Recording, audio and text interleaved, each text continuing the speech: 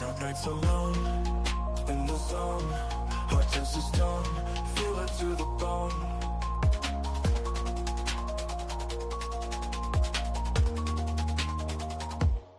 Clock ticks loud, can't escape the cloud. In the crowd, unbowed, thoughts wrapped in shroud.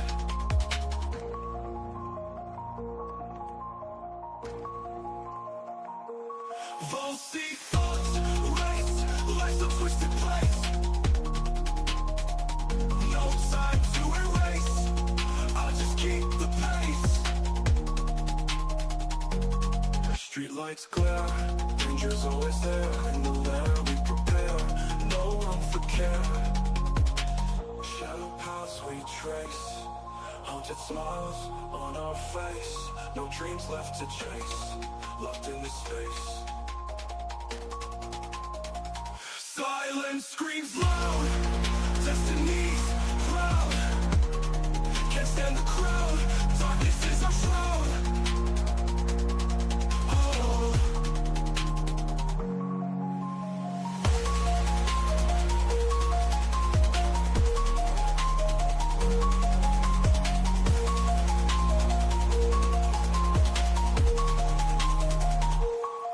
Clock ticks loud, can't escape the cloud. In the crowd, unbowed, thoughts wrapped in shroud. Volcy thoughts race, life's a twisted place. No time to erase, I just keep the pace. Oh.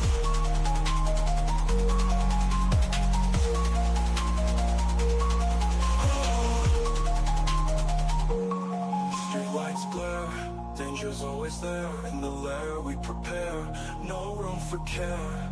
Shadow paths we trace, haunted smiles on our face. No dreams left to chase, locked in the space. Silence screams loud, destiny's proud. Can't stand the crowd, darkness is our shroud.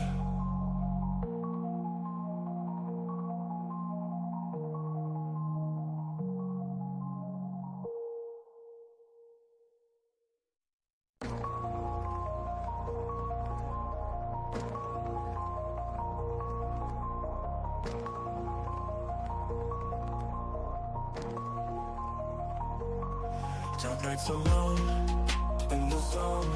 Heart test is done, feel it to the bone.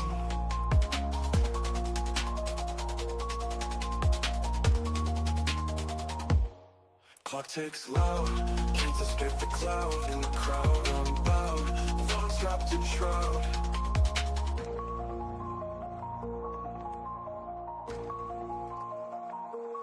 Volcy thoughts race, life's a twisted place. No time to erase, I'll just keep the pace. Streetlights glare, danger's always All right. Shadow paths we trace.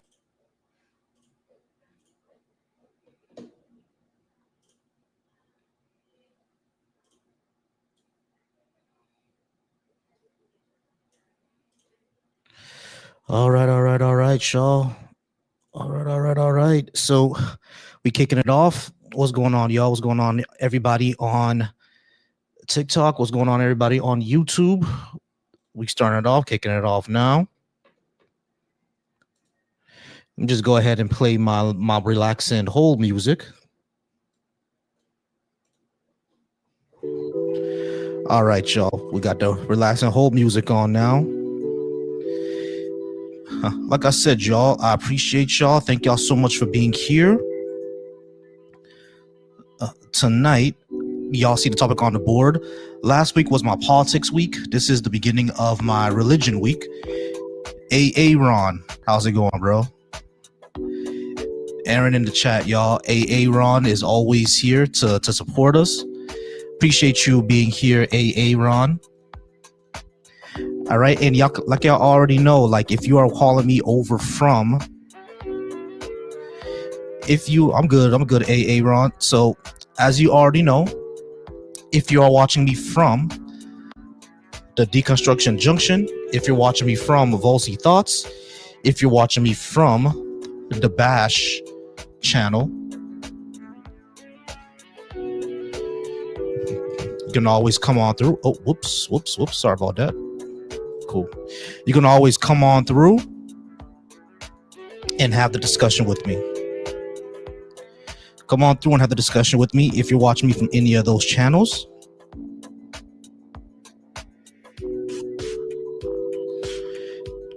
I do appreciate y'all. I do thank y'all for being here.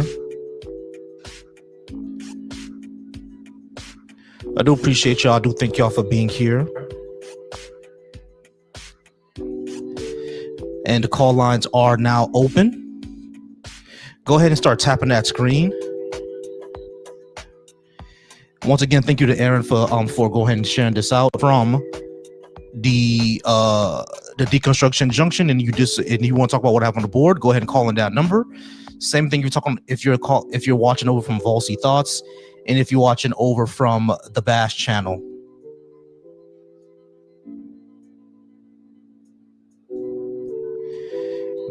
Y'all amazing for being here, and y'all thank y'all so much for supporting. Tap that screen, y'all. Tap that screen. So we're just going to go ahead and wait for anybody who would like to come up and discuss. Let me know how y'all doing tonight. Let me know how y'all doing tonight. Who's Mike Tomlin? I don't know who that is. So if you're making a reference over on my Volcy Thoughts channel, if you're making some sort of reference, I don't know who Tomlin is. Oh, Steelers game, play of the year. Cool.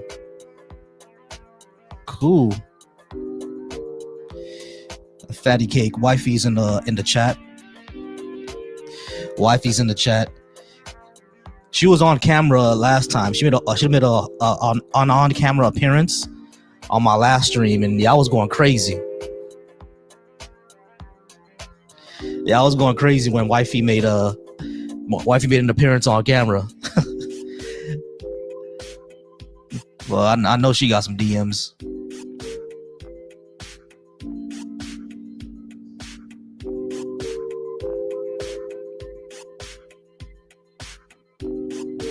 Hey, McTime. Thank you so much, McTime. Thank you so much for being here. McTime is always here supporting. All right, so Ryan, over on the Bass channel, I do see your comment. Oh, you might be on my side. This question asks if I'm a Muslim. I am not a Muslim. And for the person asked who asked what the subject is over on the Bass channel, subject's right up here. Why should black people be Christian, Muslim, or Hebrew Israelite? Why should we be any of those things?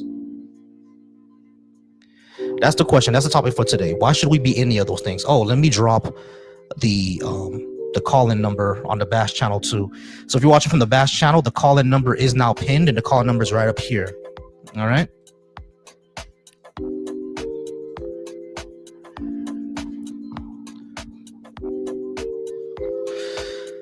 All right, y'all. So we're just gonna go ahead and give it a second, give it some time for anybody to call in or for anybody to come through. Black Atheist Rants told me that he was gonna make an appearance, gonna go ahead and come through.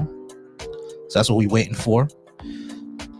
So once again, guys, if you would like to talk about if you think black people should be Christian or Muslim or a Hebrew Israelite, if you don't know what a Hebrew Israelite is, that's okay. You're lucky. Please don't go out and learn what it is. It's going to frustrate you to no end. All right. So the question for tonight is, why should black people be Christian, Muslim, or Hebrew Israelite? If you're at any of those things, okay, we do got a caller. Call from Alvin. Alan, how's it going? Are you at least 18? And are you a Christian, Muslim, or a Hebrew Israelite? I'm 32 and Christian. 32 and Christian. All right, Alan. So just a couple of rules for the live. We're going to try not to talk over each other. I'm going to go ahead and put about 15 to 20 minutes on the clock, and we'll go ahead and speak. Sound good? Yeah. All right, great. All right. So you said that you're a Christian and you think that black people should be Christian. Let me ask you a question. Are you yourself black? No. Okay, that's fine. All right. So why do you think that we should follow this religion? I'll give you my reasons. I just want to know yours. Because it's the truth. Because it's the truth. Okay, great. Here's my issue with that, right? Number one, we can't establish that it actually is the truth. All right, like there's no more evidence for Christianity than there is for Islam or Kemetism or the ancient religions of the Greeks. There's no more evidence than any of that. Everybody's just making a claim. That's number one. But number two, from what I've seen from Christianity, it's caused a massive amount of damage to people of African descent. If you look at the African continent right now, the vast majority of its problem traced back to colonialism, and that includes the ethnic tensions, and that includes the corrupt leaders that we have over there.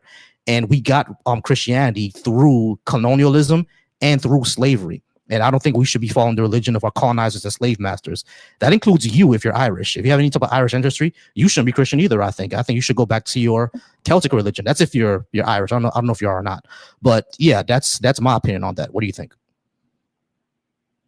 Well, Christianity was started in the Middle East, for one.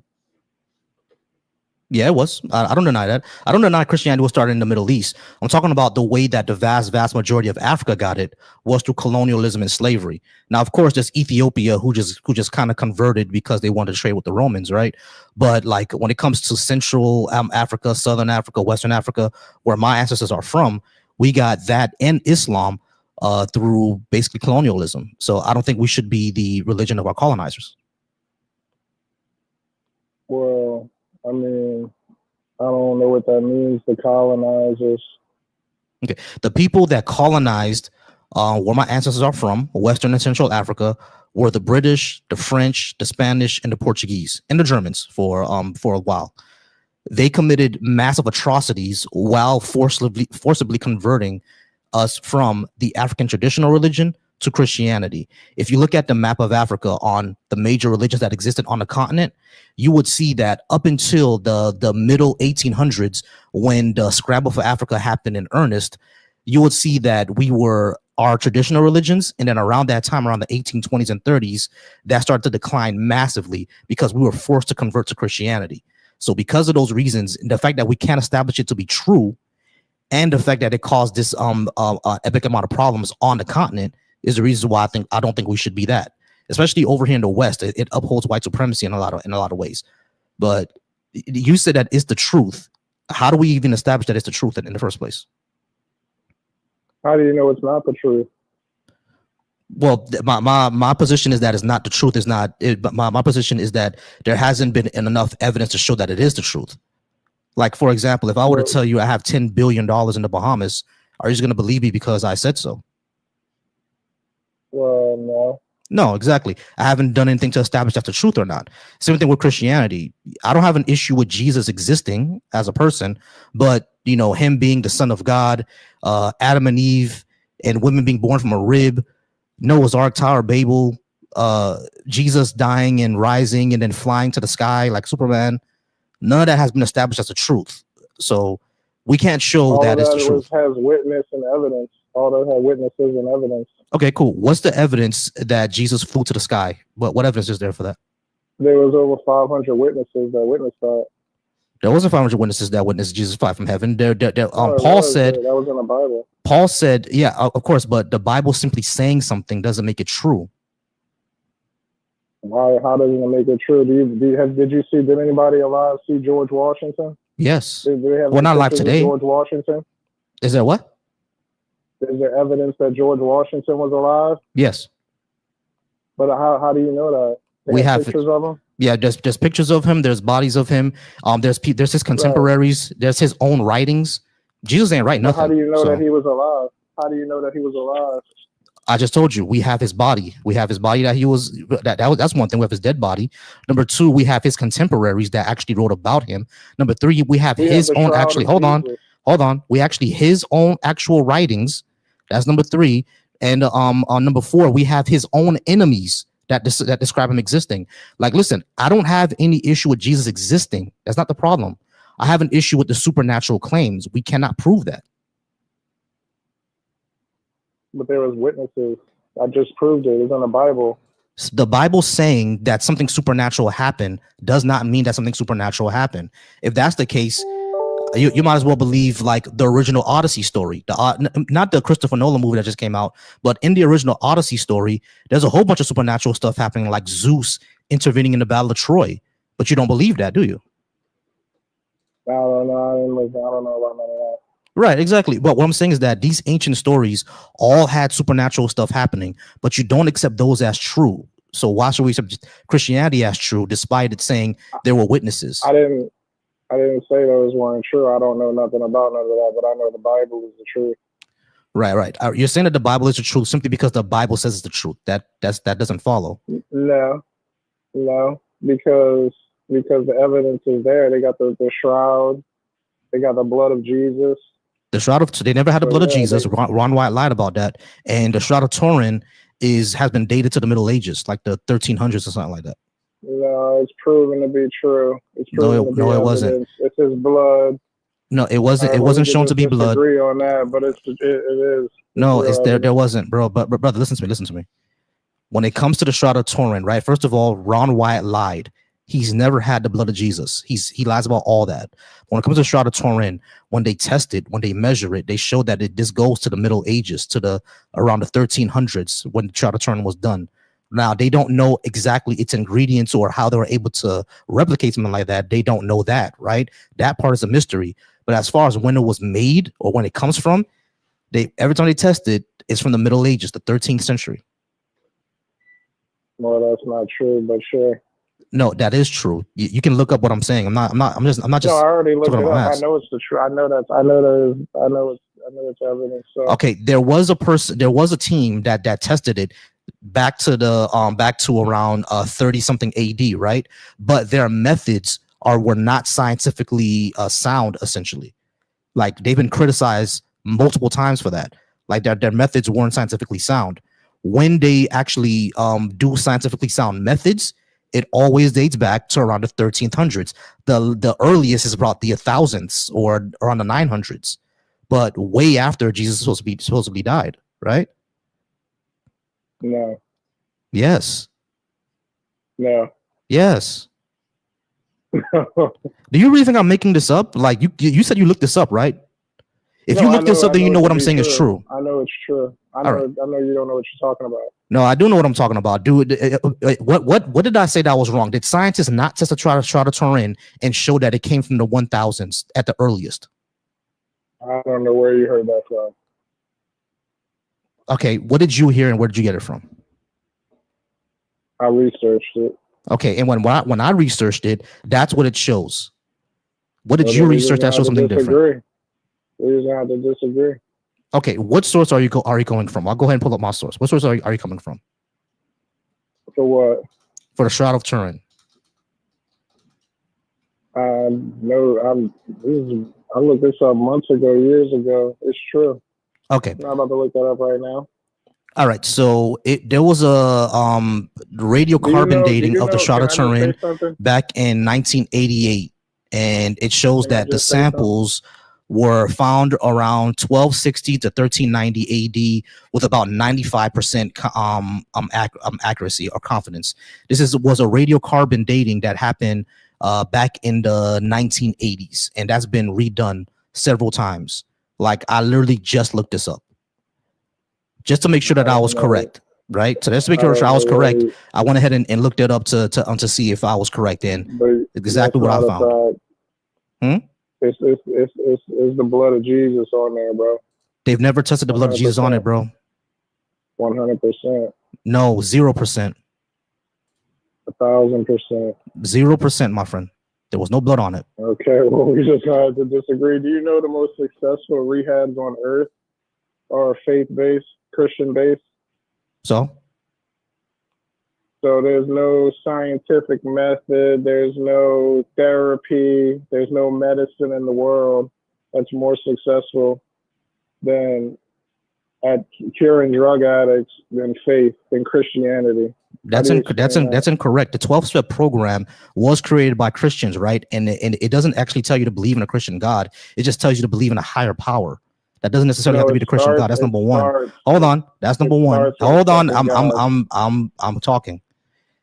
It does the 12-step program, the 12-step program, the 12-step program, the 12-step program does not conclude the Christian God. It concludes with a higher power. Now, majority of them do use the Christian God. I'll give that one to you. Even the people who started the 12-step program believe in the Christian God. I'll give that one to you. But the 12-step program itself does not say Christian God. It says higher power. And not only that, the reason why it's successful is because of the community that it builds around it. People who don't have a community typically relapse. The 12-step programs builds a community. That's why it works. Not because you have to invoke a Christian God into it. Because someone who's Muslim can also use a 12-step program. And their higher power is Allah, not Yahweh.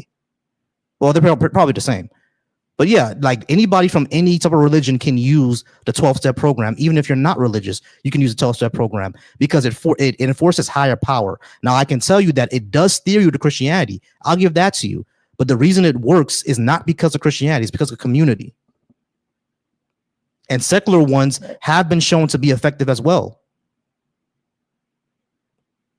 All right, you do know that Christians, Muslims, Jews, they all worship the same God, right? I understand that. We're talking about your claim about addiction. What I'm saying is that secular. What I'm saying is that secular programs for addiction have shown to also be effective, not just the 12-step program. No, but that's why I said the most successful rehabs on earth are faith-based. Because most people on the world are faithful. Most people in the world have some sort of faith. Hold on. Most people in the world have some sort of faith. So, of course, the faith-based one is going to be successful. Most people in the world have some sort of faith. But those who are secular, those are also successful, which shows the veracity of therapeutic methods, not just going to church. You ever been around drug addicts, dude? Yes. I've had family who are drug addicts. Well, if religion or Christianity can overcome that, yeah, I'm all in on that. If that's the most successful thing to overcome that, then I'm all in on that. Another thing, but that doesn't show it to be true. My friend, listen. Just because a faith-based thing in a faith-based world is successful does not mean the faith itself is true.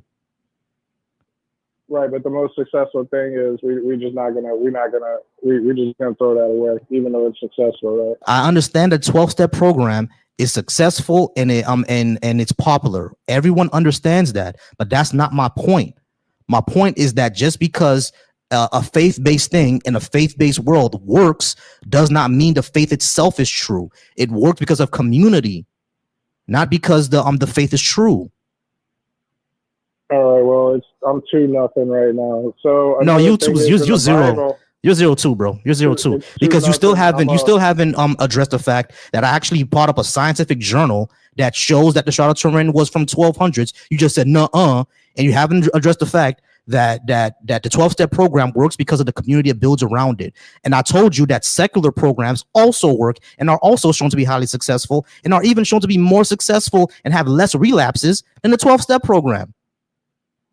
I don't know where you heard that from. Through research, through studies, through the American Psychological Association, my guy. The American Psychological Association has looked at this. No. We're not gonna get off of this. No, we're not gonna get off of this. No, we're not gonna get off of this. Actually address what I'm saying, because I brought up 2 points that I refuted from you, and you have not addressed it. You just kept on saying, "You said no, shut up.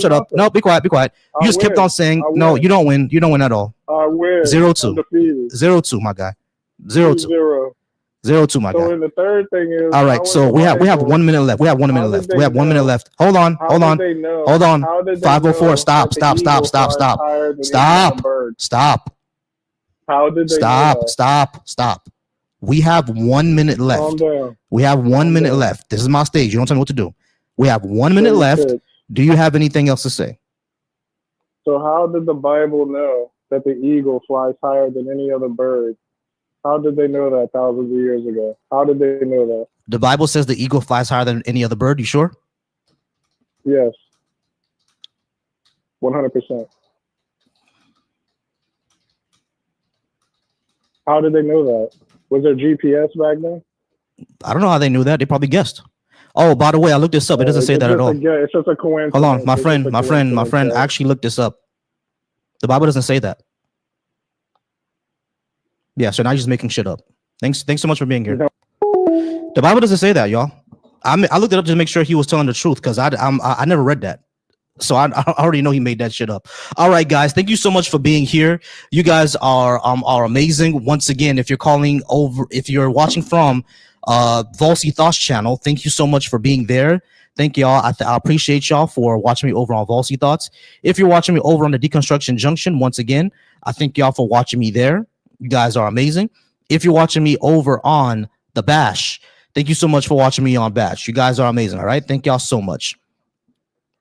All right. What happened? Hey, give me a second, Caddy. I'm only taking opposition for now. What happened to the other guy? Someone had requested, but they dropped for some reason. I don't know why, but you can go ahead and come on back up. All right. Yo. How's it going? We have Matt on the stage. Matt, how's it going? Are you at least 18? And did you disagree with what I have on? Did you want to talk about why black people should be Christian, Muslim, or Hebrew Israelite? Yes, I'm over 18, and yes, I do. All right, great. Are you some sort of Christian, Muslim, or Hebrew Israelite? I'm a Christian. All right, cool. Are you a black person? No. All right. Why do you think that we should be Christian? Let me ask a clarifying question. Like, why does it have to be like a specific race? Because this negatively, I believe Christianity and Islam negatively affected the black community. Oh, okay. What's the evidence for that? What? Oh, let me get closer to my Wi-Fi. Hold on. Can you give me 1 sec? Go ahead.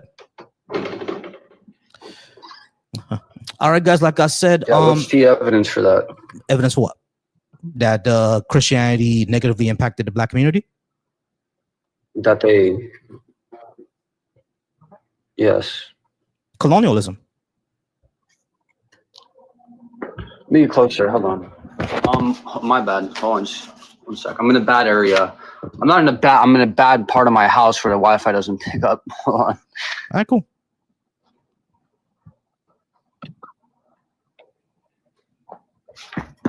All right, we should be fine now. All right, yeah. So, what's the evidence? Colonialism. That negates, I guess, or... You said, what's the evidence that Christianity negatively impacted? You said that, what is the evidence that Christianity negatively impacted black people? Yeah. Colonialism. I don't know what that is. Yes, you do. Help me understand. I never heard of that. You've never heard of colonialism? No. I just mostly have you heard of study like... Have you ever heard of the Age of Discovery?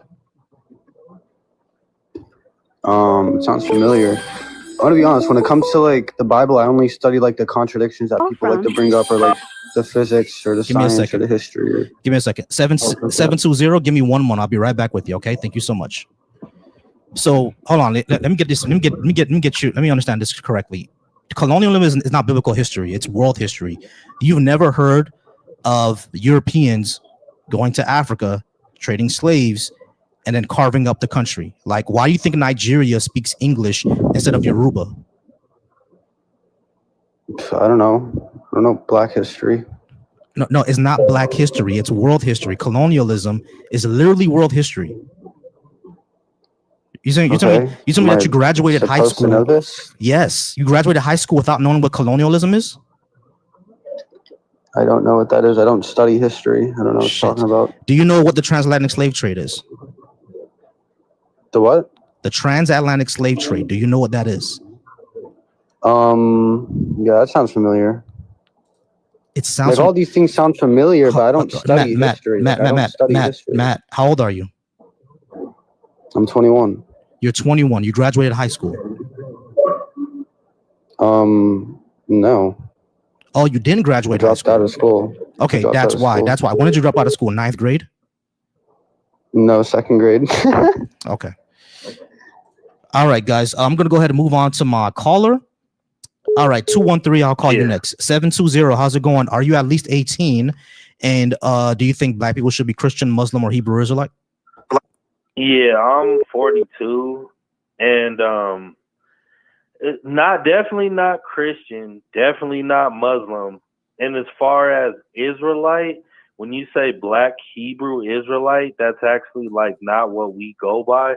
We go by as the authentic bloodline Israelites of the Bible. We shouldn't be that shit either, because we're not the authentic bloodline of the Hebrews of the Bible. We came from Africa. We came from the Niger Basin. That's who we are. That's where we're from. We're not Hebrews. I mean, the Bible specifically states that people who had yokes of iron of neck around their necks, and there's only one people in history who went on slavery in ships with yokes of iron upon thy neck. No, there's not. This is an easy debate. No, there's not. That happens to no. Work. Hey, my friend. Can I get your name again, please? You're a Hamite. Can I get your name again, please? Hold on. Can I get your name again, please? Can you get my what? Your name again, please. Oh, what is my name? Israel. Yes. Your name is Israel. Okay, so Israel, that happened to Europeans as well, friend, during the Barbary slave trade. So according to what you're saying, they would also fulfill that. That's just why this is silly. We're not the only people that happened to. All your callers, I suggest Googling yokes of iron upon thy neck and only. Yes, I know what yokes of iron behind it. We know what that is. We know what that is. That's not the only people it happened to. Israel, discuss to me, okay? Don't just go to something else. Don't just go to something else. There are other people had iron around their necks and were put on ships. All right, that happened to other people. It wasn't just black people. Not only that, the other issue of us not being the original Israelites is the fact that our genes and our languages are older than them. So how do we come from them when our languages are older than them? The Hebrew language, for example, predates the Hebrew language by 2,000 years. So if that's the case,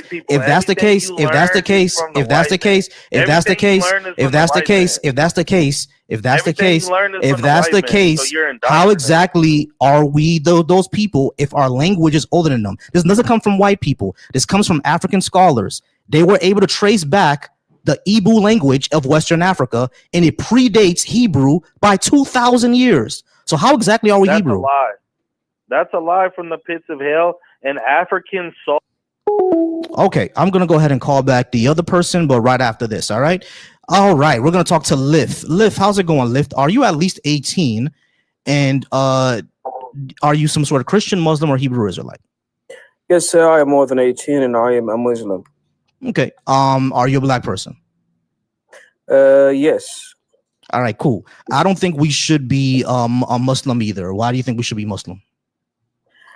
I think we should be Muslims because my ancestors in Northwest Africa, a country called Mauritania, received Islam through trade, and we chose to be Muslims. That's why. That doesn't mean that I should be Muslim. I'm not saying you should be, but since you're talking about black people in general, I believe that everyone has the right to decide what he wants to be. Everybody has a right to decide what they want to be. That is true, yeah. But I don't understand why we would deify the Arabs. They don't even like us.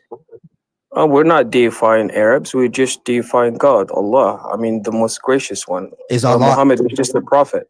All right. Which ethnic group are you from in Mauritania? You're Tuareg or Berber? I am. My mom is a Soninke. My father is Haratin. He's like a mixture between Berbers and Black Africans. Okay, so he's Haratin. Okay, cool. They have their own language. We speak. Yeah, we had the Zanaga language for my father's side and the Soninke language for my mom's side. But my father's side speaks Hassania, a variety of Arab. I got you. So they speak. What is the indigenous not religion? What is the indigenous language of your people? The indigenous language of my people, there are four. There is a Zanaga language, which is a Berber language. There is Azer, which is the Haratin original language. There is Soninke for the Soninke people, and Pular for the Fulani people. Okay. Is the Quran in any of those languages, or is it in Arabic? No, it is in Arabic. So you're deifying Arabic? No, Arabic is just a language that a certain message was transmitted through. That's it. Can you change the Quran to one of those languages? Depends. Some people will do. Some people will do that and try to explain to their own native language. Great, great. So, in order to read the Quran, you do not have to read it in Arabic. You need to read Arabic to understand like what the Holy Quran is talking about. All right. Can it be translated to other languages and still be understood? Depends on the translation. So we're deifying Arabic. No, how we are defining Arabic if we're receiving a certain message through it, like God message through it. Like, can you explain to me how? That you just explained. Can you back up what you said? You just explained. We received godness through Arabic. So we're deifying Arabic. It's not. I mean, Arabic is just a language, like all languages. Yeah, but just that's language. No, I understand that language is I understand that is just language like every other language. What I'm saying is that language belongs to a specific culture, doesn't it? Language and culture are tied. Oh, okay. Let me ask you this question. Do you think the people who study Christianity through English, like, should translate it or should learn English to do so? Because they have to learn English because it's in English. So are they glorifying or like worshiping English? No, they're not worshiping English. I think what when it comes to Christianity, it deifies another culture as well. It deifies ancient Palestine and European culture for the most part. Okay, so for me, like, I see Arabic as just a means, like a means of transmission, a means of like for people to receive a certain God speech or a certain God divine message. That's basically how I see it. I'm not saying that I'm glorifying it. I got you. I understand that. I got you. Okay. My question will would then become: we cannot actually show Islam to be true. And not only that, we know that much of Africa got Islam through conquest as well, not just trade. Now, one thing that I do give to Islam over that gets Christianity is that the Quran actually does say to free slaves. It does say that. So I give that to y'all. But we also know that much of Africa was also enslaved by the Arabs, by Muslim nations, and not only that, it forced us to dismiss or denigrate much of our indigenous spirituality. And I'm not sure why we should give up our own spirituality for a foreign one. My question is: you said something about Islam entered through conquest to most of us. I mean, Africa. Can you back up that? I mean, I believe that conquest? West Africa received. Yeah, I believe that West Africa received Islam through trade, like through the Mali Mauritania. You can exclude North Africa, Morocco. That's mainly the country that received Islam through conquest, Morocco and Egypt. But when it comes to the Sahara side, Mauritania and Mali and Senegal, and those countries, they received it through trade. There was like a certain African Muslims who expanded the religion through war, like Usman Danfodio and El Hajj Omar Tal. Those are African people. They went south further to expand Islam. Correct. Some of them expanded through war. Correct. But Arabs did not really came into the Sahara as conquerors. So, but you just said that in the Sahara there was an Arab conquest. Like, no, that was in the extreme north, Morocco and Egypt. Yeah, so I know Egypt got it through conquest. You're saying that Libya and Tunisia and the rest of them didn't get through conquest? Because I think they did. There's a whole thing about that, the Arab conquest of Northern Africa. The Arab conquest succeeded only in Morocco or Egypt. When you go to Sudan, for example, there was the Dungula Wars, the first and second one, and they made a pact. I mean, the indigenous people made a pact with Arabs, so they did not conquer them. Those received Islam through trade also, and they were still conquered. If you look at the issues that's going on right now, it's all because the people who consider themselves Arabs don't like the people of the South who are not Arab. Like the entire thing that's one of my main issues with this entire thing, the whole Arabization, where people feel superior for being Arabic instead of being something that's African. That's that's one of my big issues. Like, I don't want to be like, I don't think we should follow a spirituality where the people it came from don't even like us.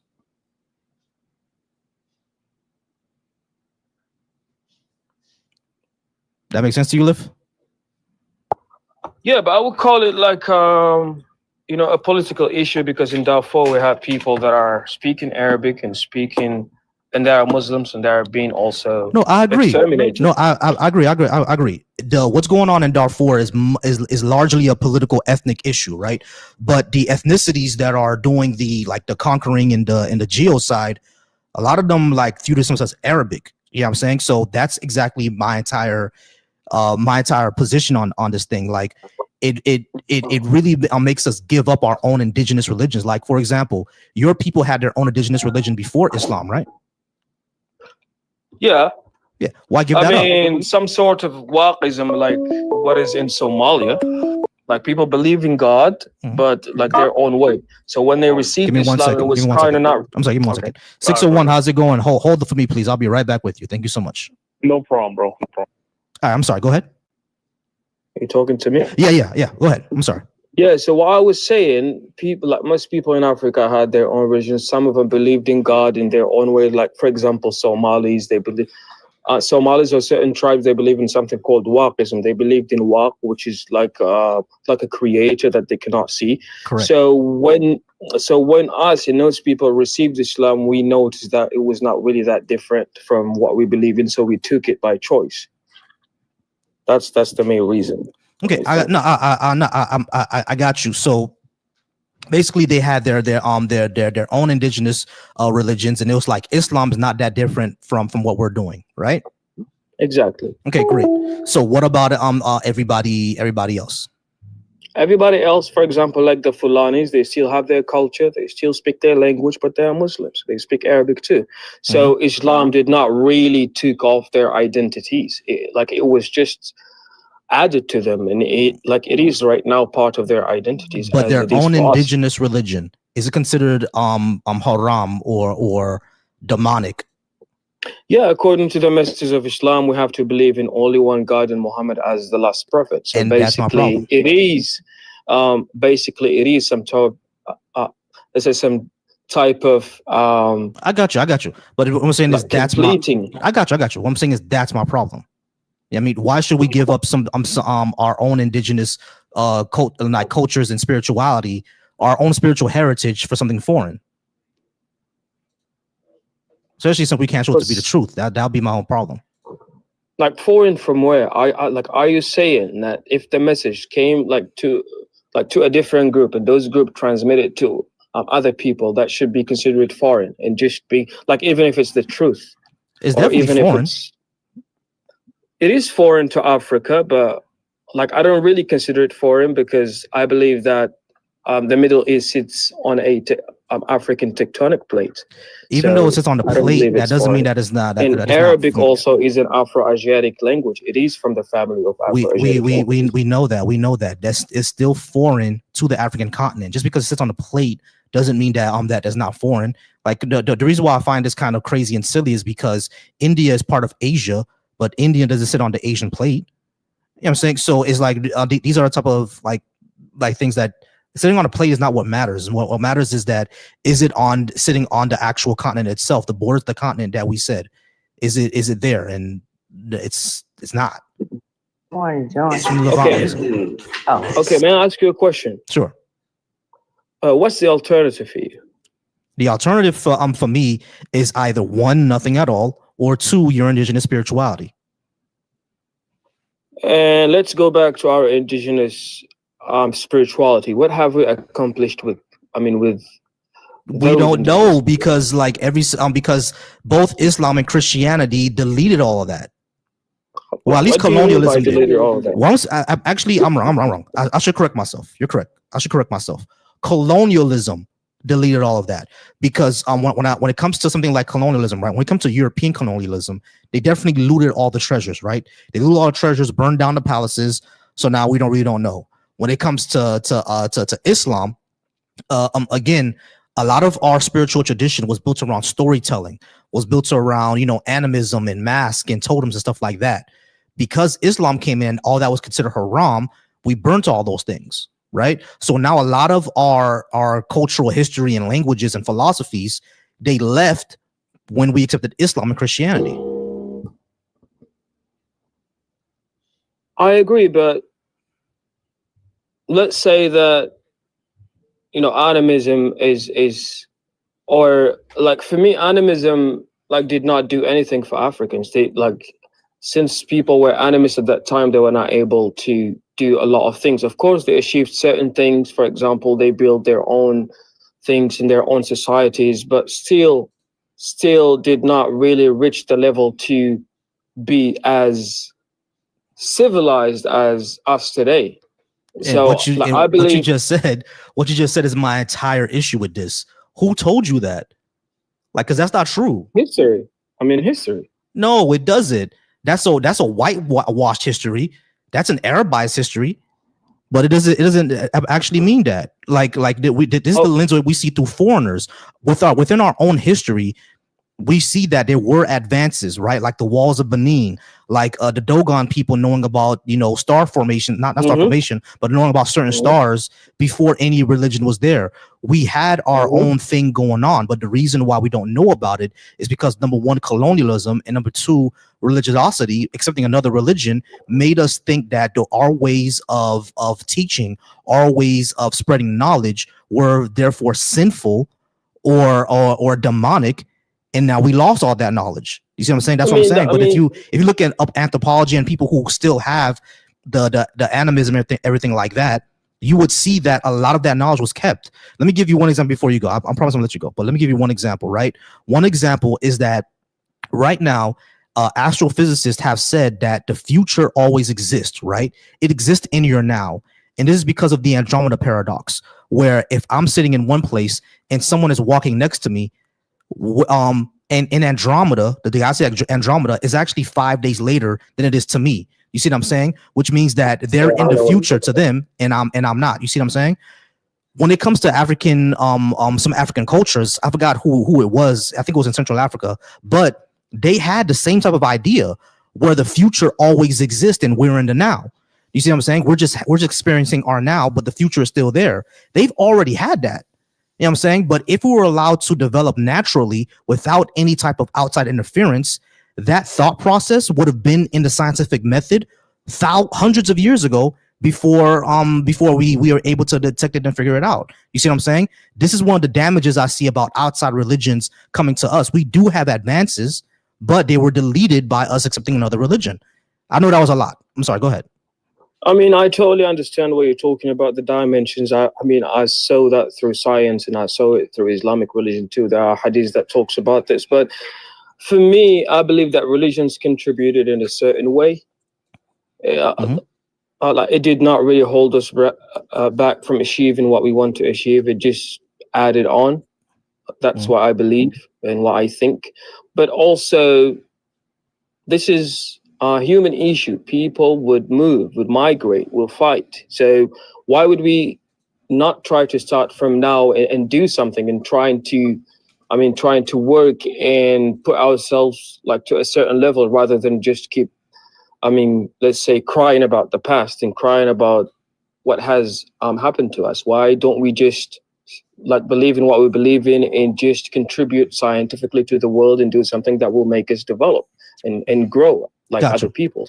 A lot of people has been conquered and has been enslaved too. But today, like for example, white people, Eastern white people, they've been enslaved. A lot of them has been enslaved. But today, as you can see, Russia is like a great country. Why can't we do that? Okay, so now, number one, I understand what you mean by it added to what we're doing. I don't necessarily agree with that though. I think it took away, but we'll go on and on when it comes to that. But the second thing that I would say is that of why can't we do it now? We can do it now. What's stopping us from doing it now, in my opinion, is neocolonialism and religiosity. You know what I'm saying? Because it's like when we look at what's going on in Africa right now, right? Massive amounts of poverty, corruption, wars, ethnic tensions, lots and lots of problems, right? But the one thing that all these governments can do and pass in one day is making homosexuality illegal and punishable by jail time or death. That's the only thing they can do, right? So when it comes to that, when I see stuff like that, right? I'm like, Religion is therefore the thing that is holding us back, because they don't address the water issue. They don't address poverty. They don't address the corruption in their ranks. They don't address any of that. But the moment you bring up something like, women getting contraceptives or gay people existing, all the people can come together and said, this is not of Africa, while wearing a hijab. You see what I'm saying? So like, we can do it now, but a lot of what holds us back, in my opinion, analysis, is neocolonialism primarily, and extreme religiosity in the second part. Because even if we got rid of neocolonialism, we would still have this religious fervor of, is this sinful? Is this right? Is this spiritual? Is this that? And we don't need that. You know what I mean? Just like how you said, Russia was able to build itself into a great society, not because they were worried about what the church is doing. They were worried about, like, how can we make this money? How can we build up our society? That's what they was worried about, not what the church or what the mosque wants. We're worried too much about what the church and the mosque wants.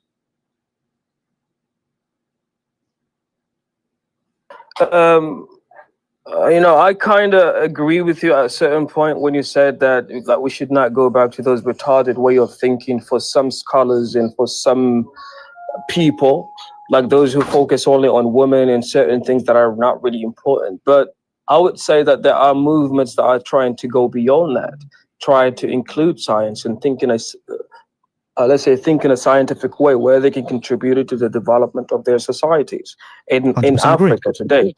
But I don't believe that we should be against religion, or hate religion, because it's part of a lot of people's identity since the 7th century, and that will cause a lot of division rather than people being together and work together. I would agree.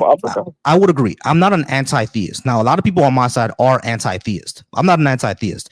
I'm not going to sit here and say we should make religion illegal or hate on it or anything like that. What I think we should do is that this should not be part of governance. You know what I'm saying? Because that's what we see a lot. It's part of governance. It influences a lot of the governance that we do. One of the main reasons that HIV, for example, spreads in somewhere like the Congo is because the Congo is heavily Catholic, and they don't believe in contraceptives. So these people are going around just smashing without a condom, and then we see HIV rates go up. You see what I'm saying? So that's one of the main reasons why it's spreading around, because they don't use condoms. You see what I'm saying? So it's like they don't use condoms because the church says it's bad to use condoms. You feel what I'm saying? So the church also said it's bad to have sex before marriage, but at the end of the day, we know people are going to do that, right? But they're not being careful with what they're doing because of what the church says. You see what I'm saying? So it's one of those things where I said that I'm not going to sit here and hate religion and said, let's get rid of the church, burn down all the mosques, et cetera, et cetera. I'm not going to do that, right? Because that would be crazy. That would be ridiculous. You should be what you should be. But when it comes to governance and how society is ran, it should not be decided on whatever this religion says. We should have a secular society, not one controlled by the imam or the preachers who's sitting up in their $200 million mansion while everybody else is suffering. You see what I mean?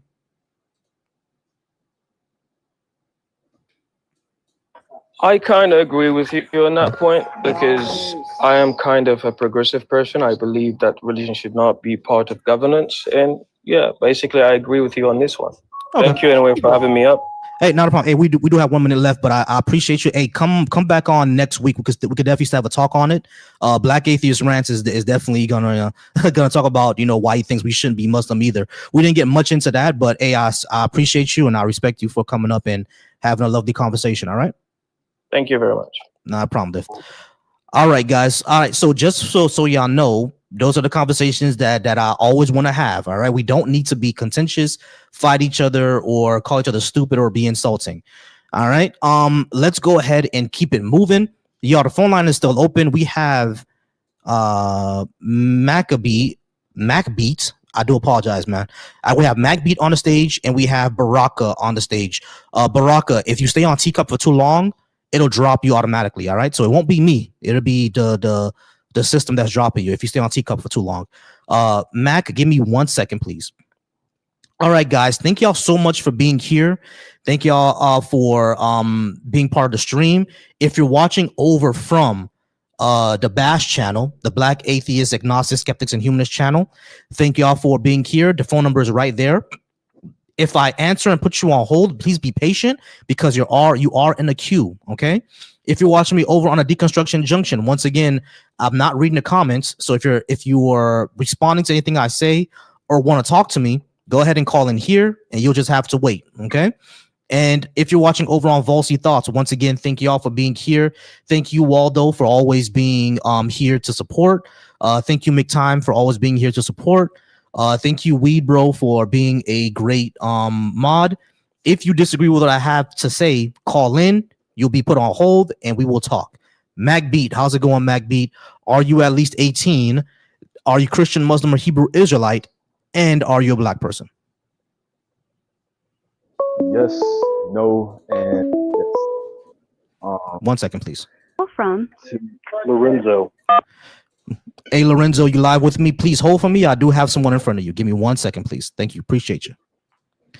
All right, MacBeat, you said that you are over 18. You're Christian or Muslim? I'm not, no. Okay, you're not Christian, Muslim, or Hebrew Israelite? No. Okay, but you're a black person. All right, cool. So you agree with what I have on the board, or you disagree? Well, I was listening in, and to me, one of the most egregious things I hear is Christian and Muslim black people is they completely ignore like how this happened, how this came to be.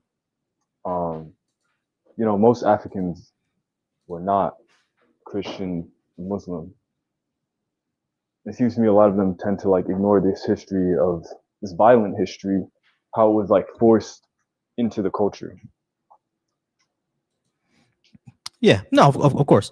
Hey, but Mac, it seems that you agree with us, so I'm going to drop you for a bit, but definitely stay in the comments.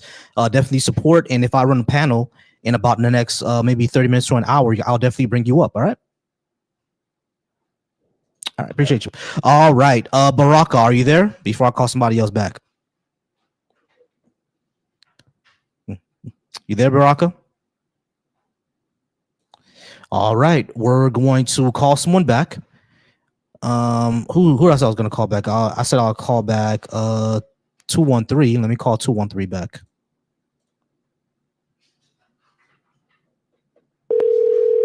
Yo, Trill, that's a spoiler, bro. I haven't gotten into One Piece yet. Hello. Hey, how's it going, man? You're on. You did call me before. You're live with me now. Are you? Can I get your name and are you over 18? You did a good job. That's all, brother. What you said to him, and he wasn't worth your conversation, man. Because when he called, he just was playing dumb. He couldn't have graduated high school and knew that. If so, that chose the level of the educational system in America. Then also, for the fact that he acted as he do, all he did was make your point more for you. I was on a lady's show earlier. Hopefully, I'm not wrong. Named Erica or something, because I care about our folk, and the way she was presenting, I'm like, maybe she, she reaches some folk or something. But I don't think so. She did a lot of cursing, and when I called, she had no points. I talked to her about the fact that we don't, like, she kept asking, who did people vote for? I was like, what does it matter? Now, if she says an intelligent and break down all the littles, okay, that's cool.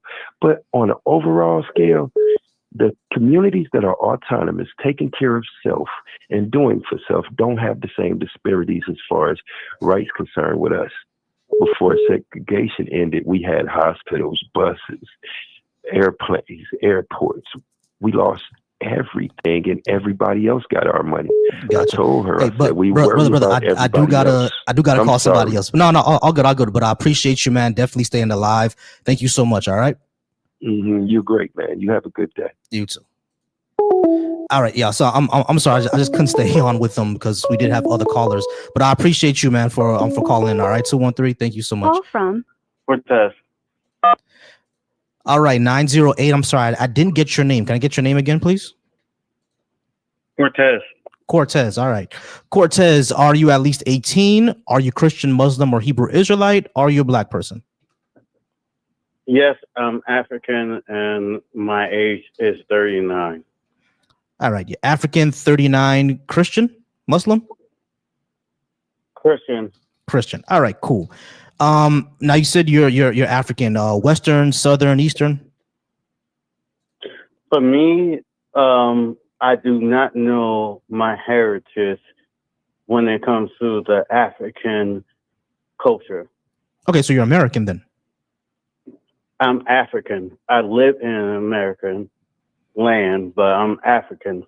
I agree that you're African. Okay, so you're a black person. Not a problem. All right, cool. Now I don't think that we should be Christian because of colonialism, and not only that, we can't even establish Christianity to even be true.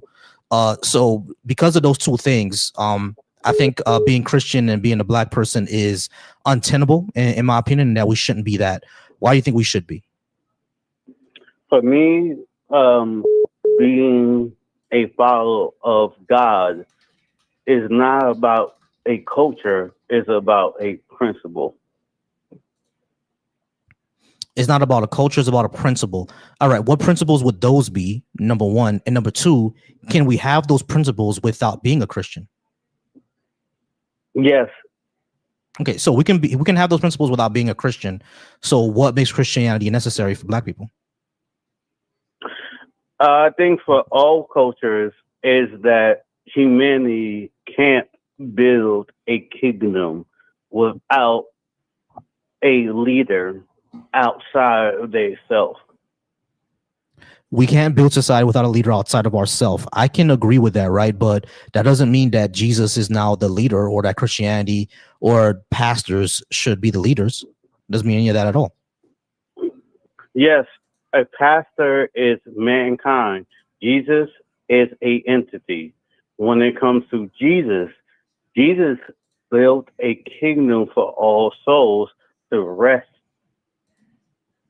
Okay, so why should we accept that Jesus is some sort of spiritual entity or that he even existed?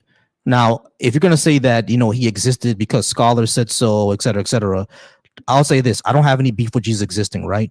The question then becomes his divinity. Why should we accept that he healed people, he walked on water, he flew to the sky like Superman? Why should we accept any of that as true? He could just be like a regular nigga. Yes, he can be a regular nigga, but at the same time, do you have any proof of healing someone just because you want to? Do you have someone that saved you from your own sins, from your own wrongdoing? I don't know what sins are. What are sins? Sins is doing wrong to your fellow human being. All right, so it doesn't matter. All right, great. So sins is doing wrong to your fellow human beings. I'm sorry to interrupt you. I just want to keep the arguments in track. Okay, so someone has to save us from sins, and sins is wrong to your fellow human being. What if I don't sin? You still sin. How? Because you don't believe in the holy God. But you said sinning is doing. You said sinning is doing wrong to our fellow human beings. I don't do that. You don't. You don't curse out your human beings. You don't say words in your own minds when another human do wrong to you. No, not always. So holy. No, not always. Not always. There are sometimes where I cuss people out. Sure, that's it. That's if they get on me. I don't do it just because I like to. I don't like go into a store and me and someone else bump into each other and I'm just cussing them out. You know what I mean? I just say, hey, excuse me, sorry about that. That's it. Go about my day, right? But if someone is talking about my mama or something like that, yeah, I'm gonna cuss them out. God is more holier than that. God says, sacrifice yourself. Just because someone does you wrong doesn't mean that you have to do wrong towards another person. Right. No, I agree with that. Right. Like if someone bumps into me or steps on my shoes or something like that, I don't have to push them. I don't have to fight them. None of that. Right. Even if I'm going to be frustrated that my shoes are scuffed, I don't have to do anything to that person. Do I? However, if someone swings at me, you want me to just sit there and take shots? I'm going to defend myself, bro. God in his holy ways says yes. So God says sacrifice yourself because he sacrificed his flesh and his dignity towards human beings. All right, so I just gotta let niggas whoop my ass. Like that's not gonna happen, bro. Like I'm just, like that's what you said. I just gotta let niggas whoop my ass. That's God's holy purpose. I don't think so, bro. No, I don't think I so agree with you.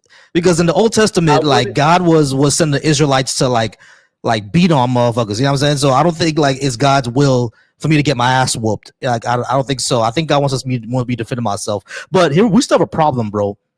We haven't established that a God exists yet. Like we haven't established that a God exists yet. We haven't established that Jesus was his son. We haven't established the supernatural is even a thing. Like we haven't established any of that. So it's like I'm not sure why I should accept any of this or why you even accept it, because we haven't shown that it's true. God is a choice. God is a choice. It is not about proof. God is a choice.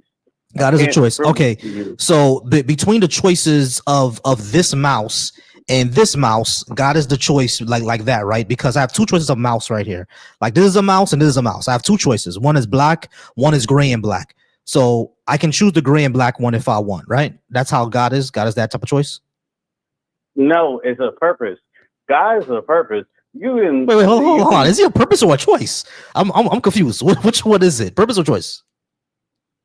God is a choice to mankind, but he does have a purpose towards mankind. Okay, great. How do we show that the God is true? How do we show that it's real? I can't. Okay, great. So if you can't show that it's real and it's true, then why would I believe it? Why would I choose to believe something? I can't be here's the thing. I can't choose to believe, right? I'm either convinced or I'm not convinced. You simply telling me this is the case doesn't convince me. So that's where I'm at with it. Like, what would I have to work with? That's fine. That's not my choice. God is not here to make people to be convinced. God is here to have a genuine conversation with people. If you don't want to believe in him, that's fine. That's okay. All right. So the question then becomes, if he is actually true and he wants to have a conversation with us, why not just tell us himself instead of going through these roundabout ways of getting this prophet who may not be telling us the truth, or this book that has a whole bunch of contradictions in it, or these philosophers that want to do this, that, and the third. None of this actually tells me that he exists. Why not he just tell us himself? Because you look at fools as mankind, because mankind will always look at a paper. Can you always have a conversation with a stranger and understand them? Yeah, unless they like out of their minds or some shit like that. I have conversations with strangers all the time. Before me and my wife met, she was a stranger, and we went on a date, and we understood each other. Right? Like God could do the same thing for every single human on the planet. I'm not sure what the issue is there. Because God wants people to be faithful, and faithful doesn't always require proof. Faithfulness is believing even though you don't have proof. Right, but why though? Why should we be faithful? I don't understand why we should be. I mean, if he wants this entire relationship with us, just show yourself and we can have a relationship. Like, I don't think a relationship requires, like, I know my wife exists, right? Like, it's, and of course I'm going to sit here and believe that she's not cheating on me. She's gonna believe that I'm not cheating on her unless evidence comes by that one of us is messing around, right? So I understand the use of faithful in that sense, where we're going to be connected to each other and not step out. I understand faithful in that sense, but in that sense, we know that of each other's existence. When it comes to God, he wants us to be faithful, but I have no knowledge of his existence. I only have what you told me. Hold up. You said with your own wife, I'm not trying to argue with you. Mm-hmm. For me, being articulate as a disabled person, to be an African man, for me, I'm not going to trust my wife. I'm not going to trust my wife just because she's good face value and she's good looking and she's interested and I'm interested in her. Doesn't mean that she can't be spiteful. She's still a human being. No, of course. I agree with that, right? What I'm saying is that until evidence shows me that she's stepping out on me, I'm just not going to believe it, right? Now, someone can come up and tell me, said, hey, your wife is stepping out. I'm going to ask them, how do you know? Yeah, I mean, won't you do the same thing for your wife? You won't say, how do you know she's stepping out on me? Like, what do you have? Do you have pictures? Do you have her admitting it in a text? What do you have to show me? And if someone says, oh, she's stepping out, trust me, bro, you're probably not going to believe that, because that person could just be lying and trying to get in the middle of you and your wife relationship, right? You need more than that. Yes, but at the same time, when it comes to God, I don't have the same evidence. And I Right. admit So that. that's my I problem. admit. Sorry, go ahead. No, I'm sorry. apologize. I interrupted you. I'm sorry. Go ahead. No. You had the right way. No, I was gonna say that that's my problem with it. Like we don't really have any type of hard evidence. Now I get like there's argumentation, philosophical evidence, etc., but that really only gets us to a conclusion. It doesn't show that it actually exists in our world. You know what I'm saying? So I get all that, right? And I understand you being faithful to your faith. Something convinced you. All I'm trying to say is that what convinced you won't necessarily convince me. But if you understand it already. But if you're saying that this is the truth that we should all accept, that's a whole different thing now. Now I'm gonna have to ask, okay, what evidence is there of that? And if you don't really have any, there's a problem there. You feel me? I feel you. And for me, in two ways, yes, I will say God should be the evidence of everyone, human being's morals. For me, the evidence that I have is that I'm an addict, and that for me, I died 4 times in my life with overdose. Mm-hmm. And the doctors couldn't get me back. The doctors said that I was an hour away or minutes away of dying. And they have no credible evidence of why I came back and had a breath in my lungs. Okay. I mean, here's the thing. I'm glad that you're still with us. Like I'm happy that you're not gone and that your family still has you, right? I'm very happy that you're still with us, right? Now, you're the doctors, you being an addict and then your heart stopping several times, but you still coming back. That's amazing. We would even call that miraculous, for lack of a better word. But I don't think that means that the supernatural exists. That could just mean that you are very lucky. I'm sorry, I can't say this lucky. It's God. Because okay, you can say that. I'm just not convinced. No human being could bring me back. The doctor said, look, we can pump air in your lungs. We can do an IV or stimulate your own organs in your body. You was medically dead. Right. Medically dead doesn't necessarily mean you're fully dead, right? Like you can have your heart can stop. Hold on, your heart can stop. But if your brain still works, you can still come back. Yeah, I mean, now if your brain wasn't, are they saying that you were brain dead? Your brain was completely shut off, like no oxygen at all? No, but okay. I'm just saying. I get that. Something happened. Something that experience really shaped your faith. I understand that 100%, right? Someone's personal experience could completely shape their faith. I'm not doubting that. What I'm saying is that that's your testimony could be evidence for you, but it's only hearsay for me. Again, I'm glad that you're still with us and you survived. Right? Thank you for meeting me in the middle, and I appreciate that. You, a brother, that I feel like you have a blessing of meeting in the middle. And I don't have that same kind of patience. I'm learning to have that same kind of patience because I just want to rip people to shreds. And I appreciate you to be humble, to understand me. Not a problem. Yeah, and I appreciate you and calling anytime. All right. Thank you, brother. Not a problem. All right, guys. Thank y'all so much for being here one more time. X, or actually your name is not X. I do a problem. Chavez, I'm gonna get to you in a second. All right, appreciate you. All right, guys. Thank y'all so much for being here still. Once again, if you're watching over on the Volcy Thoughts, you guys are killing it with the views today. I'm going to go ahead and put a give goal up. If you would like to go ahead and gift me in the chat, I'll read off your comment if you send me a super chat. Thank y'all so much for being here. If you're watching over from the Deconstruction Junction. You guys are killing it as well. Thank y'all so much. If you drop a super chat, I won't be able to put it on my stream, but thank y'all in anyway. I'll read off what you say. And if you're watching over from the Bash, thank y'all so much. Go ahead and call in.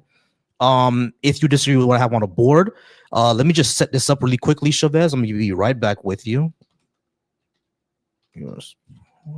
Okay, cool. All right, so super chat goal has been started over on the Volcy Thoughts. If you go ahead and drop me a super chat, I'll read it off on the stage. Thank you all so much for being here. We're gonna go ahead and continue with Chavez. Chavez, how's it going? Are you at, or Chavez? I do apologize. Are you at least 18? Are you Christian, Muslim, Hebrew, Israelite, and are you a black person? You had it right correctly. It was Chavez. Yes, I'm black. Okay. I do not subscribe to neither, like none of those, Christian, Muslim, black, Hebrew. I don't. What I believe, I do believe in the Bible. I do believe black people are the Israelites, but I do not subscribe to a lot of the teachings that the Israelites put out. Gotcha. All right. So, the reason why I don't think black people, especially black people of our lineage or our our ancestry, are Hebrew Israelites, is because number one, our genes are older than those genes, and number two, the languages from Western Africa predate the Hebrew languages by thousands of years. So according to DNA and according to linguistics, we have nothing to do with those people. Not only that, we have our own history here. I find it very, very problematic that we will toss away thousands of years of our own beautiful history for, you know, some shit that was happening in the Torah and the Quran and the Bible. That has nothing to do with us. Yeah, I mean, that's their history. That's those people. They're the ones who did all that. We have our own, and we should be studying our own and protecting our own. Yeah, I mean, we should be studying Ashanti history, Nok history, the Homies, Congo. Yeah, I mean, we should be studying the languages of Ibu, Akan, Yoruba. We should be studying those philosophies. Those are what we should be studying, and those what we should be pushing out there. All right, because we have nothing to do with them. Now, the last thing I would say is that the original Hebrews, the ones that was in that area, they were melanated. They were darker. Like I think even the Israelites you see over there would even admit that, yeah, originally the people who lived there were darker. Yeah, I mean, the people who live there now are mostly from Europe, but the original Israelites, original Hebrews, were in fact darker skinned people. No one denies that, right? I'm talking about us as black people, the ones that we came from. We're not of that stock. That has nothing to do with us. Here's my rebuttal to that. I believe that because we were all in the same land, and we were based off of what the Bible says, indistinguishable from each other. There's no true way of knowing who would be or just Israelite ancestry. What about I don't DNA? think there's to be honest, I don't trust I don't trust a lot of history. I don't trust a lot of DNA because I don't know who I don't know enough to make my own claim. Like in order for me to know something, I would have to be able to replicate it myself. And I can't do that, so I don't trust it. So you don't trust this app what you're using right now? What do you mean by that? Do I trust it? No, I don't. I mean, what do you mean by trust, though? Do you trust it enough to communicate with me? Oh yeah, I mean, we're communicating. Yeah, exactly. So, but I mean, I can replicate that.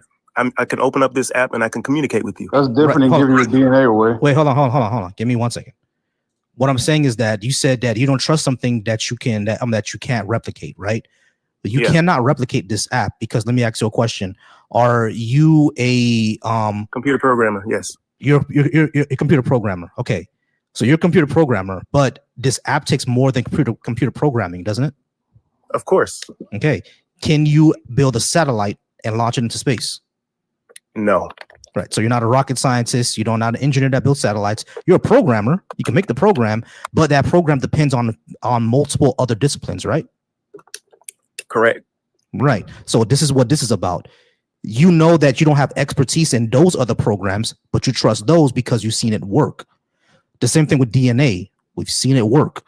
So if it like genetics, for example, we've seen it work.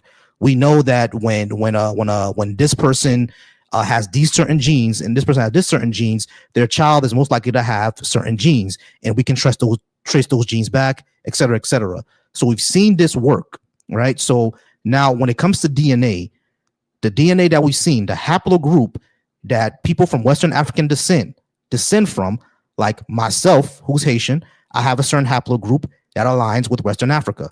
African Americans have the same. Jamaicans have the same. Bahamians have the same.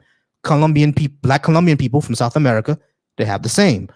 Our haplogroup all originates in Western Africa, and the Western African haplogroup all originate, or not all of them, but majority of them from where we're from, originate in the Niger Basin, right? Not the Levant. The haplogroup from the Niger Basin is older than the Levant. So why are we thinking that we're them and our stock of haplogroup is older than theirs?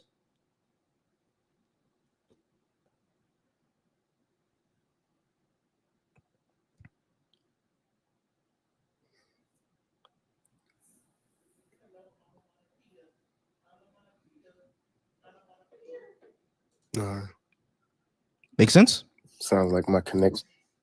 I mean, yeah, I hear what you're saying. My question would be, then who would you say those people are, the Israelites? Who would they be today? Palestinians. The people that we see in Gaza, those are them. Sir. No, sir. What do you mean, no, sir? The Palestinians. Okay, so when I asked you, when you were talking about the Israelites and who they were originally, you said they were definitely melanated people. They were darker When you skin, say yeah. melanated, how? Okay, so like for are you saying example, the Indians. darker Palestinians? For example, Indians are melanated people, right? Yes. Yeah, but they're not black people. That's what you meant. That's what I meant. They're darker skin. Oh, that's what you meant. No, okay, so do you understand what indistinguishable means? Right. No, I understand what that means. What I'm saying is that when the Bible says that, right, they're not talking about us. The Bible never mentions Africa outside of Ethiopia. And again, our DNA is older than theirs. So how are we them? Our languages are older than theirs. So how are we them? So basically, what the Bible says, here's, I believe this is in Exodus, when the Israelites grew inside of Egypt, they were indistinguishable from the Egyptians, from the ancient Egyptians. Right. I know the Bible says that. The problem is around that area. That happened a lot, right? Because people were more outside back then. We're now more inside, which is why our skin tone has become lighter. But back then, people were always outside. So yeah, the Egyptians were darker back then. The Middle Eastern people were darker back then. Everyone agrees and knows that, right? Like that's not an issue. I see what you're saying now. Yeah, that's not an issue for me. I know we're darker. Hold on. So you believe that the Egyptians that are there today have blood ties to the ancient Egyptians? I think half of them, or like about most of them, do, but not all of them. I would say less than 10%. That's not what the current. Those are Arabs. No, they're Arabic. See, the language is Arabic. Yeah, I agree with that. But the Egyptians, from what DNA has shown us, the Egyptians that are there, they're still that group. They're still indigenous. Like they did their DNA and tested it against the DNA of the mummies that we still have, and they saw that the DNA basically matches up, at least the majority of it. But like the thing is, when it comes to Egyptians, right, the northern ones are lighter, but when you go down south, you see that they get darker, and that just happens because Egypt is big, right? So when you go more to the south of Egypt, you see the darker people who look like us, who have more of our skin tone. And when you go to northern Egypt, the skin tone gets lighter. That's just a thing that happens in America too. When you go up to like New York, you'll see a lot more lighter skinned people in New York than you would in down south. That's just a thing that happens. You know what I'm saying? So like, here's what I'm saying. I understand that the Egyptians were melanated people. I understand that the Egyptians were even black people, and I understand that they were indistinguishable. I'm not denying any of this, right? But number one, Exodus is not a real story. Like the Hebrews were never enslaved in Egypt like that. There's no evidence of that at all. But number two, we're not Egyptian. You know what I'm saying? We're just not Egyptian. Our haplogroup is way different. We're not Egyptian. Yeah, I mean, so it's like if you look at our DNA, if you look at our language, we will see that it's either older or is a completely different language. I'm saying we're not Egyptian. So it's like one of those things where, like, yeah, the Bible says this, that's fine, but we ain't Egyptian, bro. So what does that have to do with us? I don't believe we're Egyptian. I don't believe that. But I do believe that our people were in Egypt at one point. And I also believe that our people were all throughout Africa. And I believe that everybody else besides us knows that. What evidence is there of that, bro? Because according to DNA evidence, we're Western African stock. We're from Western Africa. Yeah, like we're Igbo people, we're Akan, we're Fawn, we're Gway, we're Dahomey. That's our groups right there. I mean, that may well be your group, but I'm saying I believe that there might be people that look like you that are actually Hebrew, that are actually Israelite. What evidence do we have of that? The same. I mean, there really wouldn't be any hardcore evidence because the people who run these DNA testings, how trustworthy are these people? I mean, you get into kind of conspiracy stuff now, aren't you? Like you're saying that they really gonna hide that information. Why would they do that? I mean, you're asking me why they would hide the history of black people from them?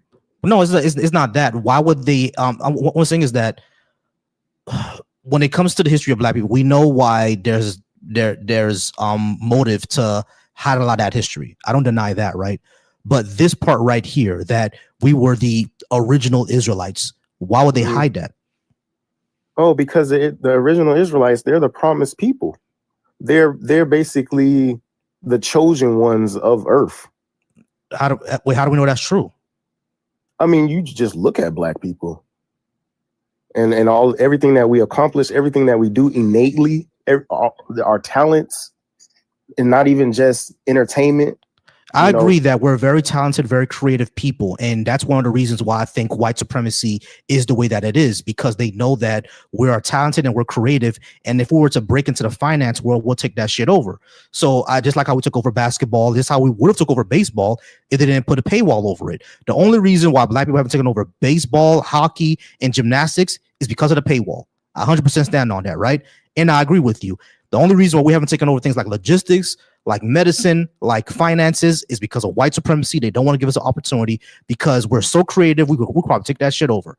I agree with you on that. But you are saying that we're the chosen people of this world, chosen by some sort of deity. We have no idea if that deity is true, and we have no evidence that the supernatural even exists. So why would we even believe that? Yeah, that's tough because I can feel for you, but me personally, I don't have the luxury to say that. Like I can't in all good consciousness say that I have no proof. And as like you said, is with the other guy in his testimony is all hearsay. You know, I've had my own life or death testimony where it's only I could say what happened. You know, I had a situation where I got swept out into the ocean by a strong current. I got pulled underwater and spun and pulled deep underwater, and to the point where I was fighting, trying to get air, and I knew that I was going to drown. I told myself I didn't want to suffer, so I decided to inhale the most water as I could so I could hurry up and end my suffering. And when I did, it felt like air. And then a voice in my head told me to swim. And I swam up mind you, I'm exhausted. I wasn't even moving my arms. I'm kicking my legs barely, and I'm skyrocketing through the water to the point I'm almost jumping out of the water. And the moment I jump out, there is a floaty right next to me. Mm-hmm. So it's like, you know, I can't say that because I know what happened to me. But I do understand why other people that haven't had those experiences would be kind of shaky on that topic. Like, it's. What would you say to someone who did have that experience and still doesn't believe that? I mean, that's up to them.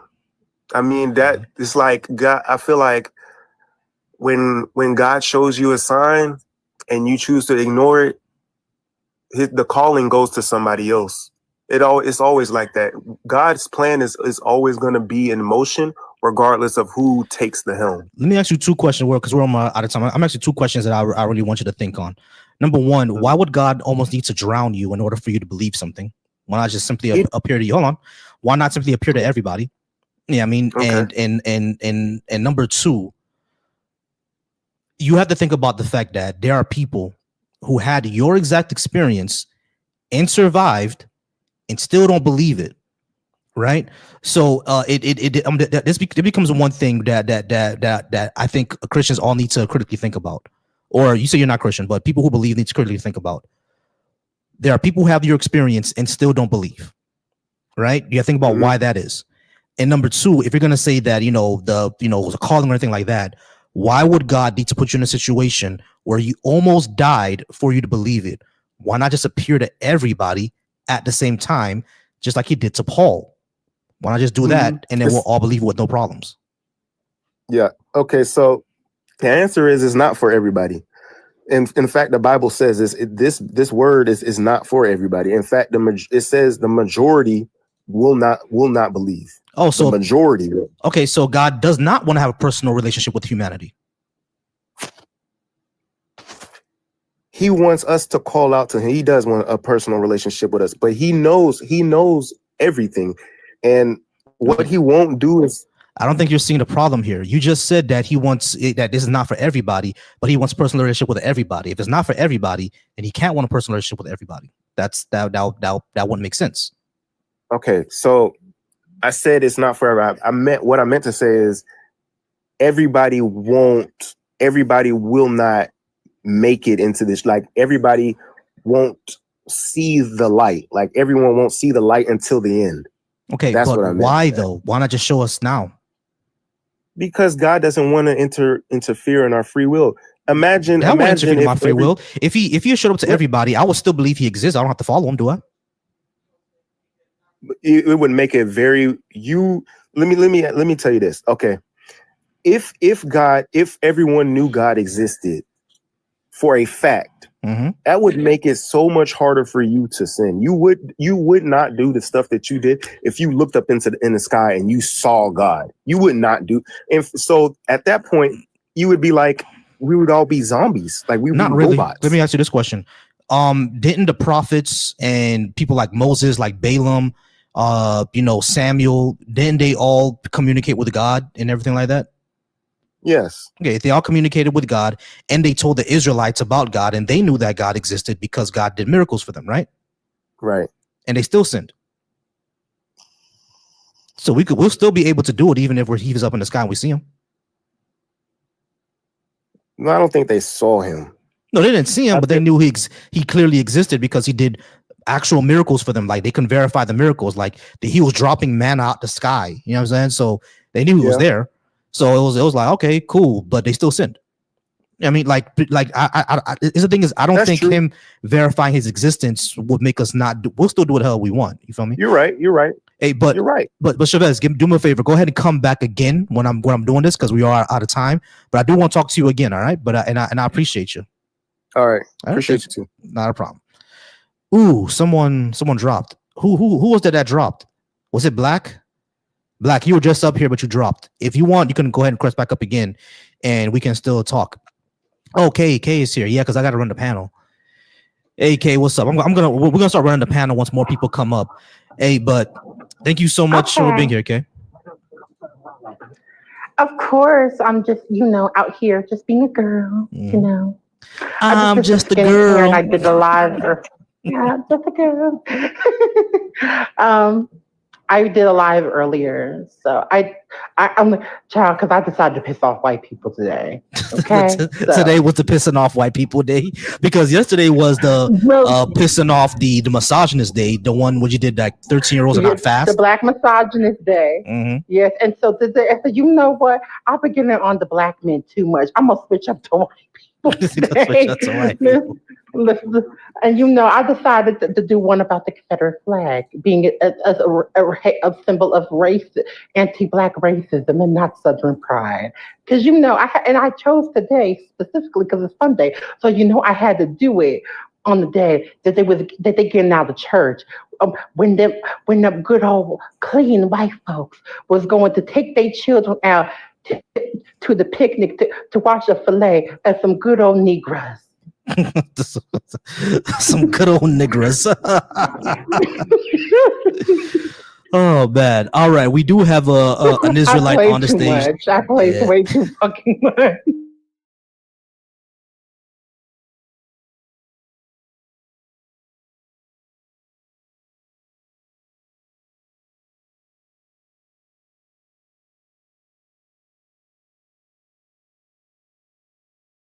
You're a Hebrew Israelite.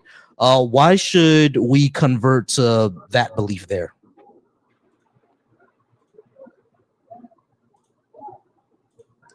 Can I come back and answer your question? Because I was getting ready to go do something. Yeah, for sure. Go ahead and come back. All right, Hezekiah's gonna be back later. I was surprised you came across that, because you don't be coming to my live like that. So no, when you came across this. No, because sometimes when you go live, I'm actually already busy, or I'm at work, or I'm doing something else. So it'd be weird. But it's funny because the time you were saying that you was going to be doing, you and someone else was going to be doing similar topic to the one I was doing. Mm-hmm. Because no, I'm that shit was pissing me off. Oh, two things that's gonna make my asshole itch is a misogynist and an ashy misogynist that is not literate. Exactly. All right, I did get a super chat a while ago, and I go ahead and read that off. She says, "W Volcy, I appreciate that. Thank you so much for the how much you gave me? $5. Thank you so much for the $5 super chat. Not too bad. Thank y'all so much, and thank y'all for supporting the live. Question: how did you know he was over the age of 18 though? Oh, Hezekiah? Yeah. Oh, I kind of just assumed. I should have asked him. But when he comes back, I'll ask him if he's over 18, and we'll see how many people want to come up. You should be sure for TikTok purposes. That's why I was, Yeah. Because even though he most likely is over the age of 18, it's still good because TikTok like to play games. It does. It does like to play games, so we also got to be careful. And especially with female content creators and Black female content, because ever since I've started to go live, I keep on getting flagged constantly, and I notice that only happens to the women. And especially the Black women. Okay, to be going live because I've been noticing that. Because I noticed that these misogynistic red pill ass niggas and these racist ass white supremacists begin away with a whole lot more on this ass. But God forbid I call a dusty ass nigga ashy, and I'm gonna get restricted for harassment and bullying. TikTok, please. Yeah, it's because they the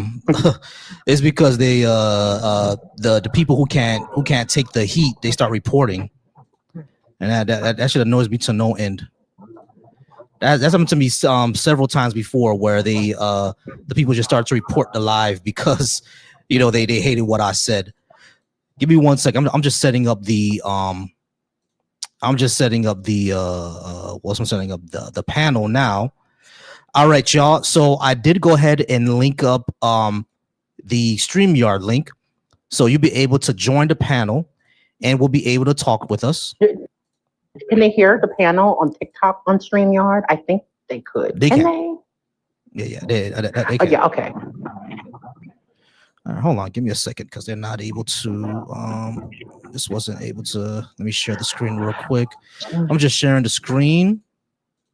Child, I was telling Karma about the conversation yesterday, how the YouTube comments were dying because I was like no, because Volcy was like, because I said Volcy was being too nice about it, honey. He was talking about the good on the. I said no. I'm like, you got to go real Jim Crow. They gonna call you some colors.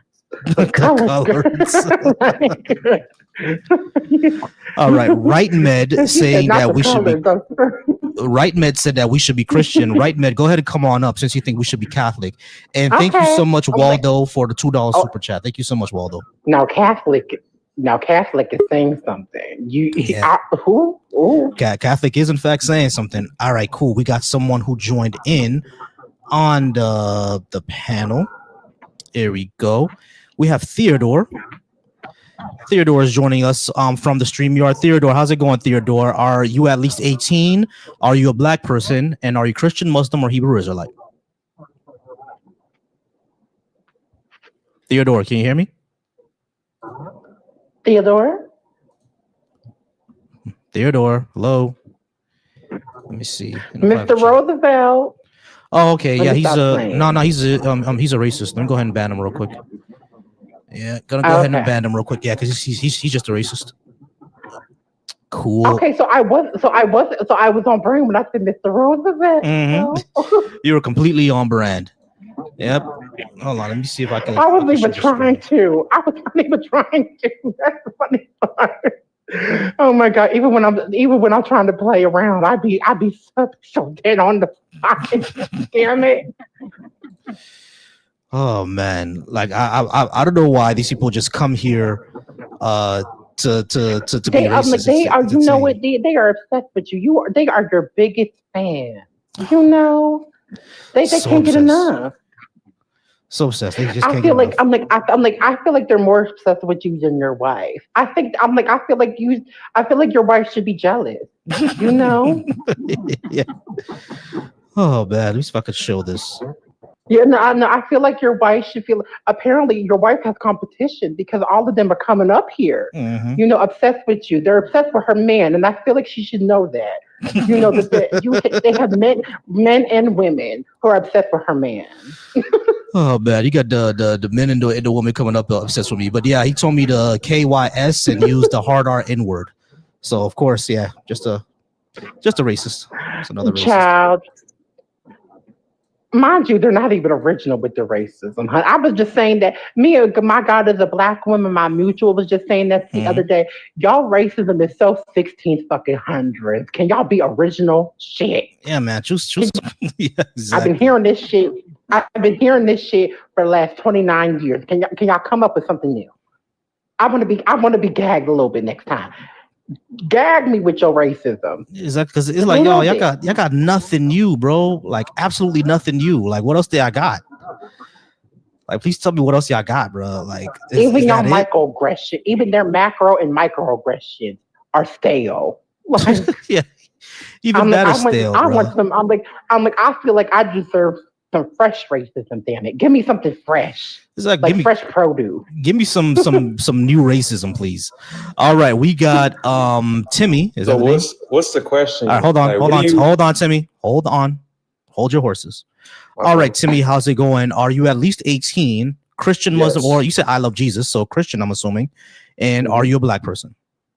Yes, I am. All right, great. We don't believe that black people should be Christian. Let me give you the rules of this live for really quickly, okay? So I'm going to put about 20 minutes on the clock. You're going to talk to me for 10, and then my mod down here, Kay, she's going to interject at that 10-minute mark, maybe even before. All right, so just go ahead and be cognizant of that.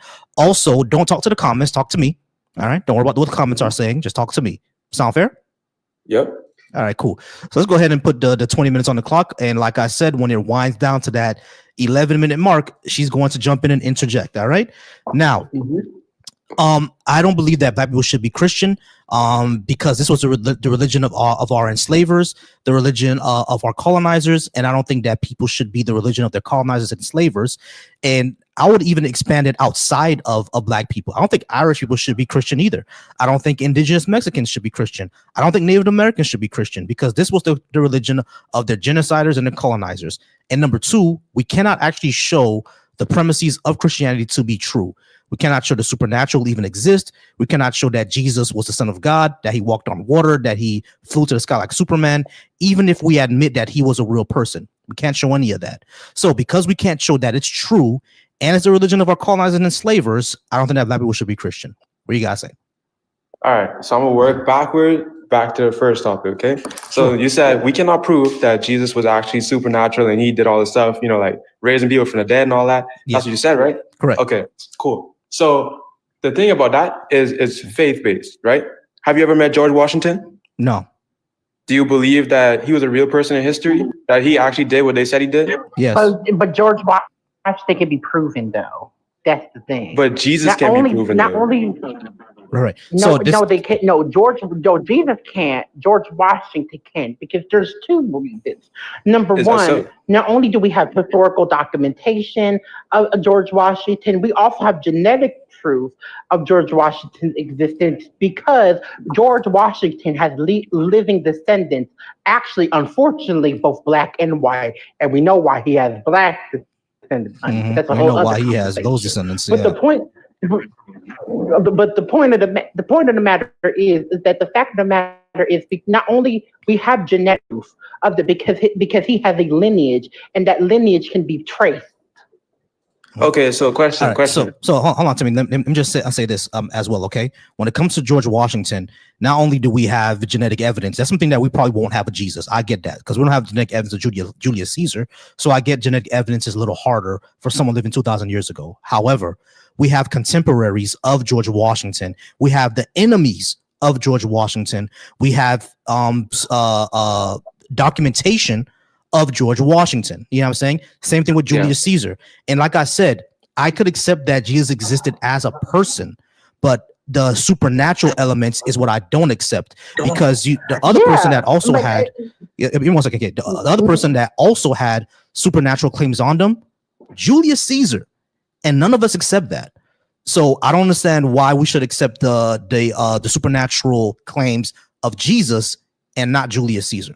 So the real question here is, what is the evidence that Julius Caesar actually did supernatural things? Like, I understand anybody can say anything, but the difference is with Jesus Christ, many people, even the atheists, had to admit, the atheists wrote about him, right? After he was crucified on the cross, the atheists wrote about him and said that they saw him in that city. Huh? Which atheists saw him? The people that wrote about him weren't there when he was alive, though. That was centuries after his death. It wasn't centuries. It was within the century. No, hold on. Everybody slow down. Timmy. You said that atheists in ancient Palestine, I'm not even sure that's was even a thing back then, but you said that atheists in ancient Palestine wrote that Jesus rose from the dead. Who?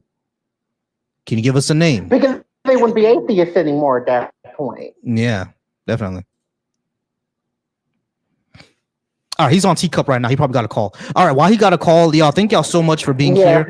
Thank y'all. Yeah, but I just want to, but Volcy, just for clarification, I understood, like, I brought up the historical evidence, like, because we have, like, historical and documentation, but I also brought up the genetic evidence, because that is one thing that they will never have for Jesus. So the question is, they can't have, but we do have for George. The real question is, who are we to say that black people shouldn't be this and black people shouldn't be that, and white people should be this and white people shouldn't be that? Well, is it because of the false Christians that went and took the Bible out of context? Timmy, come down. Listen. I've already explained this. The reason why I don't think so is because this was the religion of our colonizers and enslavers. Same thing with Islam. Same thing with BHI, because it's a cult. But when it comes to Christianity, right? I like, it came from the Middle East. So if a Palestinian or one of the white people that live over in Israel right now want to be Christian, that's fine, because that's their shit, right? But when it comes to, like, Irish people, they shouldn't be Christian either, because this didn't come from them. They had their own thing going on before Christianity colonized them. So it's the same thing with them. I don't think anybody should be the religion of their colonizers and enslavers. If you choose to be that, go ahead. Go ahead and be the religion of your colonizer all you want. But recognize that in the way that Christianity operates, especially in the West, especially in America, upholds white supremacy. If you want to go ahead and uphold that, go ahead. But if you want to go ahead and take Christianity and do black liberation theology, I'll be cool with that too, if you want to do black liberation theology. But most of you niggas ain't doing that. Most of y'all not doing black liberation theology. Question: does the Bible say what they're doing is correct? Like white supremacy, does the Bible say that's okay? Yes, actually, it does. Where? It justifies slavery in the Bible. It does. Where? Okay, so let's go ahead. You don't know your Bible? You don't? Oh yeah, I got one right here. You ever heard about the book of Philemon, where Paul directly said, no longer will we take these slaves and be like, yo, you're less than me and this and that. Paul said, we should accept these slaves as brothers in Christ. We should make these slaves equal with us, not below us. Are they still this slaves? Is not a thing. Are they still slaves? Are they still slaves? They were considered slaves. But Paul is saying we shouldn't be doing this. Timmy. Did he say we shouldn't be having slavery, or he says that the slave should have rights? What he says, the slave should have rights. Okay, great. Are they still slaves? They're still slaves. You wouldn't be a slave if you still had rights. No, in our modern tradition, you wouldn't be. If you have rights, you're kind of not a slave anymore. Well, that depends, because some slaves did have some rights. But the issue is that I'm trying to ask you is, are they still slaves? Are they still slaves if they're equal with their master? Timothy, is that what he said? Answer the question. Does it say that they were no longer slaves? Does it say that? I told you what it said. I never said that. It says it does not say that they should not have slaves. What you did not say is that it says that they were no longer slaves. It said that that basically that the slaves had some rights, right? So basically, what you're saying is, oh, well, they were nicer to their slaves. Being nicer to your slaves doesn't mean that they're not fucking slaves. Okay, and I want you to understand something, Timmy. When it comes to religions, right? You and I both know that it's highly interpretive. People can take their own interpretation from any type of religion, right? So it, of course, if you were to tell me, oh, go to the Bible and find me a verse where it says white supremacy is okay, of course I'm not gonna be able to do that. But that's not the point. The point is that the way that it operates, like for example, when it that verse where Jesus says to love your neighbor, right? According to you and me, according to the Christianity that me and you are raised in, your neighbor means everybody, because everybody's your neighbor. That's what it means to me and you. But according to white supremacy, according to them, we're not the neighbor. When it says love your neighbor, it means your family and the person who lives down the block from you. That's your neighbor, or even the people who look like you. That's the neighbor. But according to the Christianity that we were raised in, everybody's your neighbor. The issue that we have here, then to me, is that none of us can be shown to be right, because Jesus never came down and says that, no, Timmy's interpretation is right, not you, David Duke. He's never done that. So hold on. So that being the case, the way that Christianity operates in America, the way that Christian white people view it is through the lens of white supremacy. So, question. I have two questions, right? Sure. I just need a smooth 2 minutes to state my point. Go ahead. Do you think that interpretation could be right or wrong? Interpretation could be wrong. Okay. So let me ask you this. Do you think that it's okay for us to be like, well, because the whites took the interpretation of the Bible, which clearly the Bible states, love your enemies, love your neighbors. And the Bible says, even in the 10 Commandments, love the Lord your God with all your heart, mind, and soul. Love your neighbor. Love. You ain't answering my question, honey. So I wasn't even done. That's not the only things that are in the Bible. No, I was interjecting, and you were ignoring me. Okay, so as I was saying, those are not the only things in the Bible. And in fact, multiple passages within the Bible actually just not only basically completely contradict with those passages that you're citing in the Bible, including the fact that your own God Himself, brought a wrath upon Bethlehem specifically with the flood of Noah. I think that was in Bethlehem. So this idea, right, that loving your neighbor and all of this stuff, like, be for real. Be for real. The Bible itself, and in most passages, completely contradict loving your fucking neighbor.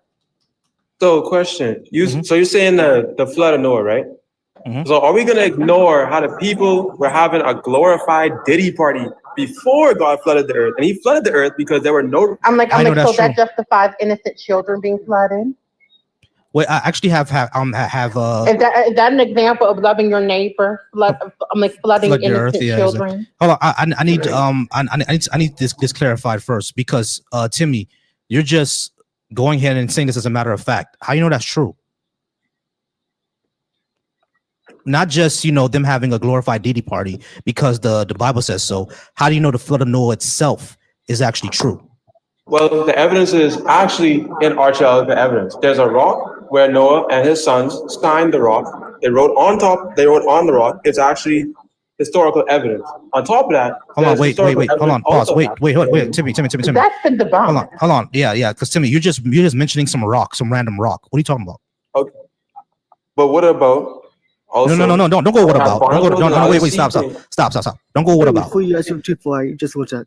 Hey, hold on, it's not your turn. It's not your turn. I just need to get this clarification, because all you mentioned was some random rock. We don't know what the fuck you're talking about. What rock are you talking about? Number one, because the only rock that I'm thinking of, if you're thinking about the same rock that I'm thinking of, that was debunked by the University of Turkey decades ago.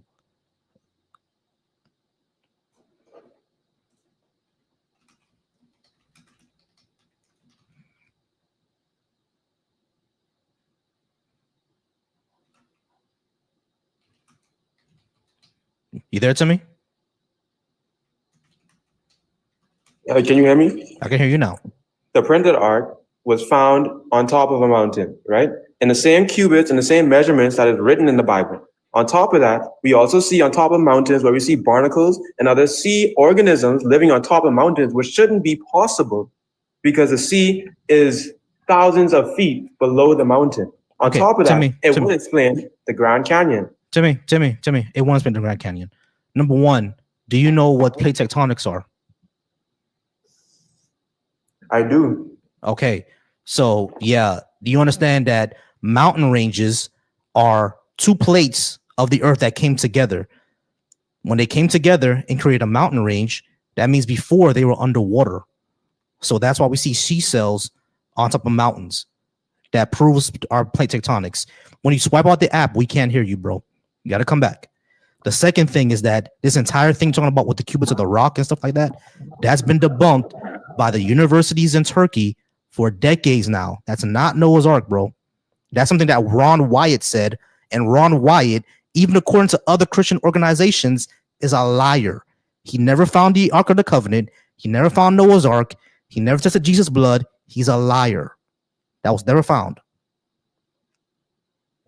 And what is the evidence that this man is a liar? Because everything that he said that he did find, he was never able to produce, number one. And number two, the people he said backed him up said that he's lying. So the man is a liar, bro. He never found that shit, bro. He's a liar. Y'all gotta let that go. I'm sorry. That's just Christians. Y'all gotta let that go. Ron Wyatt is a liar. He never found Noah's Ark. He's a liar, bro. That's just never been found. I'm not talking about finding the physical Noah's Ark. I'm talking about finding the print. He didn't, bro. He's a liar. That never happened. I'm trying to tell you, not literally the wood. I know. I understand what you're saying. He's lying about that. It's never been found. Search it up. It's not been found, bro. Right there. I know there's a picture. I know there's a picture of it. That's a regular rock formation. That's not Noah's Ark. Really? In the exact cubit of Noah's Ark. It's not in the exact cubits of Noah's Ark. That's another lie. It's measured exactly at the Bible. No, it's not. That's a lie.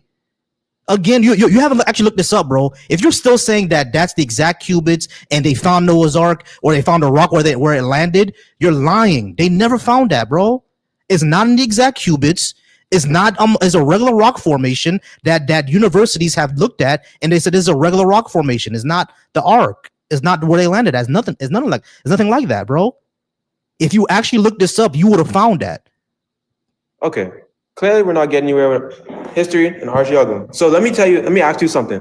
What is the better choice besides Christianity? What do you believe in? When it comes to what? When it comes to, God, what do you believe in? I don't believe in a God. I don't think God exists.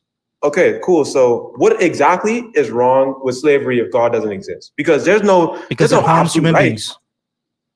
Human beings? So who gives us value? What gives us value? We give each other value. We give each other value. Okay, cool. So if we give each other value, what's wrong with giving someone else hate? We just gave it.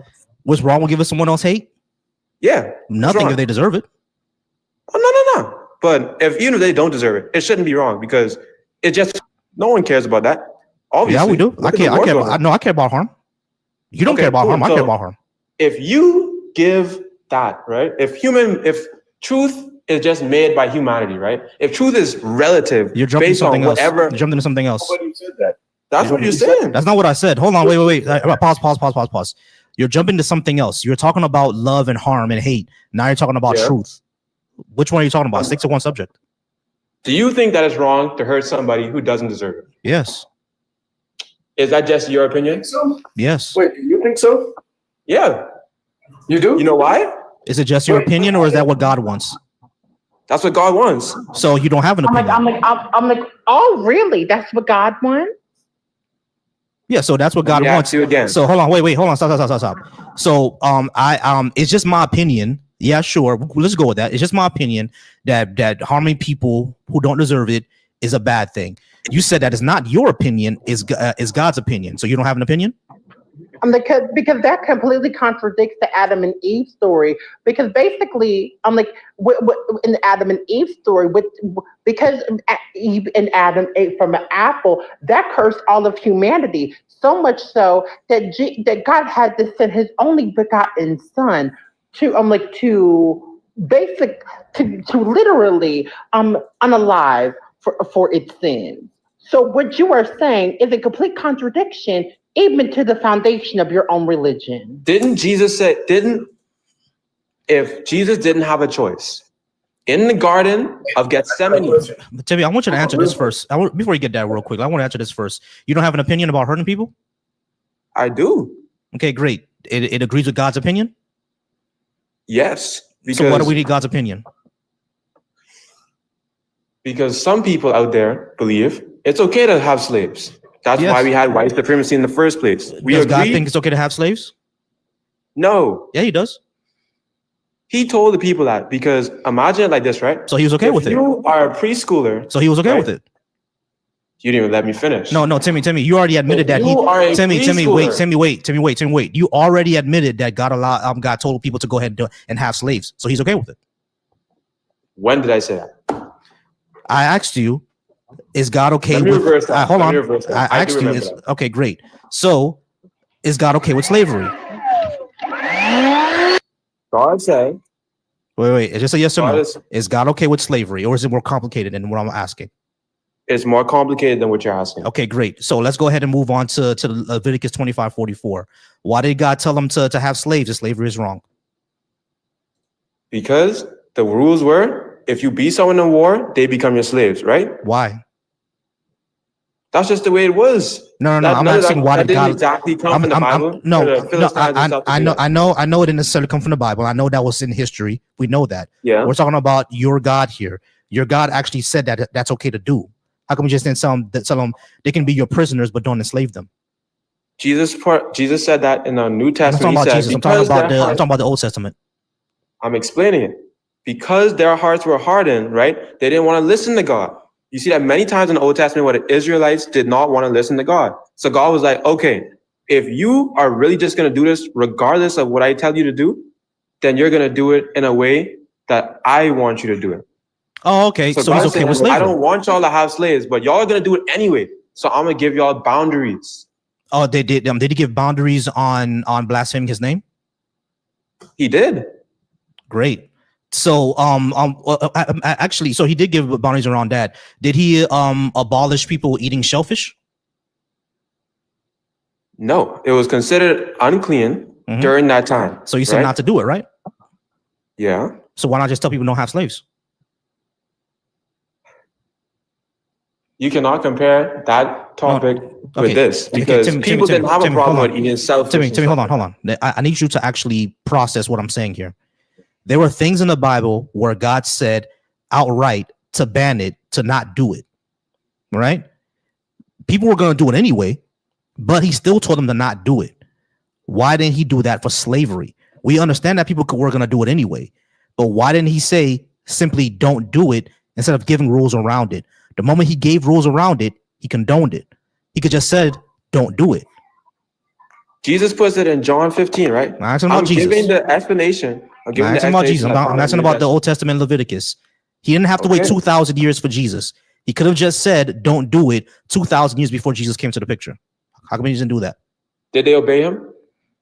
Did they obey what? What do you mean? Did they obey what he asked them to do? When he said, don't treat the slaves like this. Yep. Did they? No, wait. The old covenant. Everybody pause. Let me just finish with Timmy. I'm gonna let everybody else go in, okay? Timmy, this is not that's irrelevant to if they obeyed him or not. That's completely irrelevant. The question is, how come he just didn't say don't do it the same way he said don't cross-dress, don't eat shellfish, don't get tattoos, don't shave your beards? He abolished all those things. We know that people were not going to follow them. He knew that there were people who were still going to cut their beards, eat shellfish, and cross-dress. He knew that there were people who were still going to do that. And he could have done the same thing for slavery and didn't. Instead, he gave rules around it. So why not just say, do not own people as property? Despite the fact that he knows they're going to do it, he can still abolish it. And he didn't. That's the question. It's not about how they treated people. It's not about 1,500 years later where Jesus came in the picture. At that moment, when he's talking to the Israelites, when he told them in Deuteronomy, when you go sack a city, they become your enslaved people. How come he just didn't say, if they offer you peace, then make them join the nation instead of enslaving them? So you think that any of those nations that were fighting for a very long time were just gonna, hey, we'll join your nation? Yes, because he said, hold on, Timmy. In Deuteronomy 20, it says when you march into a city and they offer you terms of peace, they shall be your they shall work for you under forced labor, which is slavery. The ones offering them peace get enslaved. So how come the ones that offer them peace simply say, okay, since you're offering us peace, join our nation instead of enslaving them?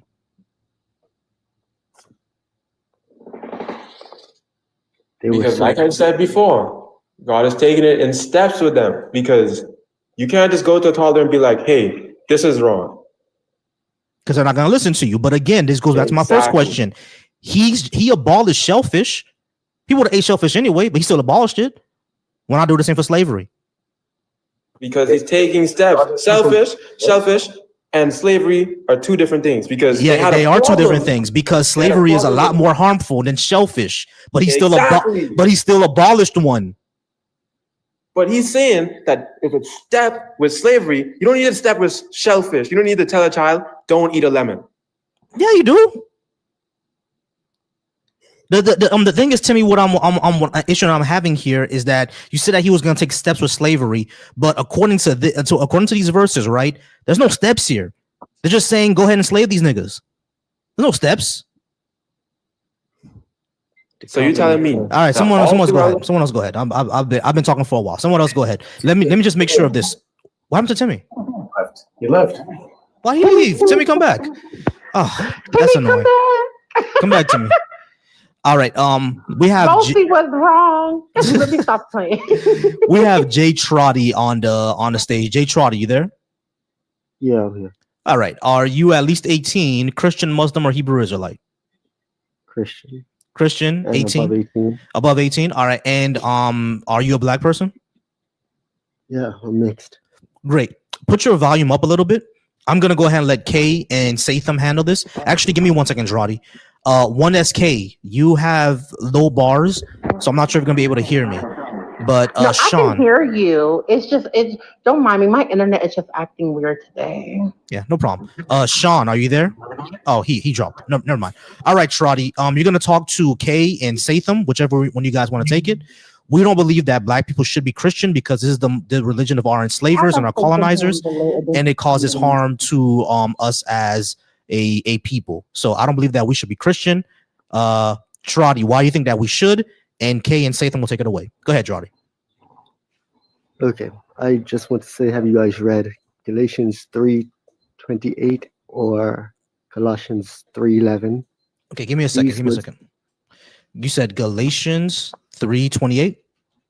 Yes. Okay, Galatians 3:28. Let's go to it now. All right, there's no longer Jew. Okay, that one. No longer Jew or Greek. There's no longer slave or free. There's no longer male or female, for all of you are one in Jesus Christ. Yes, and then there's another one, Colossians Before 3:11. we go to the next one, do you know what that means? We are all one under Christ. What does that mean? What is the entailment of that? It means that everything has been complete, and we know God, and we are all one under the knowledge of Christ. Okay, so we all have equal knowledge of Christ? Is that what you're trying to say? We are all one under. What does that mean? What, we are all one. I don't know. Like, what does that mean? We're not one, right? You wait. Maybe because I don't. Is English your first language or your native language? Yeah. Okay, English is good. Are you and I one, Jay Trotty? We're the same human. We're not one. That's not what I asked you, right? What was my question? No. Right. You and I are different individuals, correct? Yeah. It would be asinine and meaningless to say that you and I are one in any sense of the word, correct? Only a stupid person who doesn't know how to use language would say that, correct? All right. Yeah, I get what you're saying. Yeah, let's read it together, okay? What you say, Galatians 3:28, right? There is no longer JW. Let me read it. I'll start at 27, okay? Because it's 28, right? As many of you who are baptized into Christ have clothed yourself with Christ. Now, this is metaphorical language, right? You can't. Christ is not a piece of cloth, right? They're just saying that you've adopted the same theology, correct? There is no longer JW or Greek. Now, are there JWs, JEWs, and Greeks? For people that choose not to follow. What was my question, Jay Trotty? Yeah. Okay, Yeah. so are there no more Jews or Gentiles? Right. Are there JWs and Greeks? Oh, you can't say that word. Are there Indians? Are there Romans? Are there Haitians? Are there Nigerians? Oromo, Yoruba, Igbo, Telugu, Tamil, Punjabi, Papua New Guineans? Are there? Okay, we get the point. Are there? Well, yeah. I guess off topic, but a fun fact, when I used to live in Texas, there were a bunch of Nigerians there, and I used to get asked if I was Igbo all the time. Yeah, I definitely am. Y'all see that? Not I'm definitely. So, yeah, I know it's off topic. I just thought it was fun. Go ahead, Trotty. Even during the time of Jesus, right, when there were conversions and long afterwards, were there slaves and masters and free people? Yes. Okay, and then it says next, there is no longer slave or free.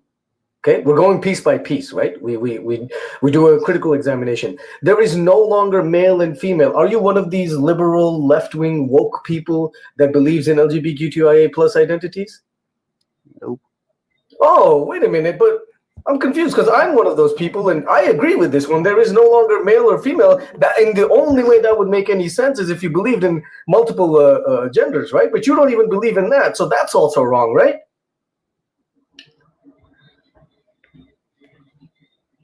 Yeah. Well, you don't believe that there are no longer. You do believe male and female still exist, correct? Mm-hmm. Okay, and for all of you are one in Christ Jesus, correct? Okay, yeah. So we have This is what- effectively we've dissected this phrase, this what is this verse, and it's completely meaningless in any sense of that word, metaphorical or literal. Correct? No.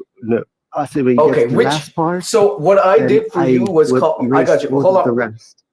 I got you. Hold on. Hold on one second. I would erase all of the hold on, my friend. Hold on. Hold on. Charlie, hold on. Just give him a second. Go ahead, Satan. What we just did, my guy, was we went through each piece of it, verifying each claim, because there's multiple claims in there, right? JW versus Greek, and then I listed off of a bunch of race/ethnicity, whatever the hell you want to call them. There's no longer slave or free. That's not even true, even in the Christian paradigm, right? There were slaves and there were masters, even long after Jesus passed.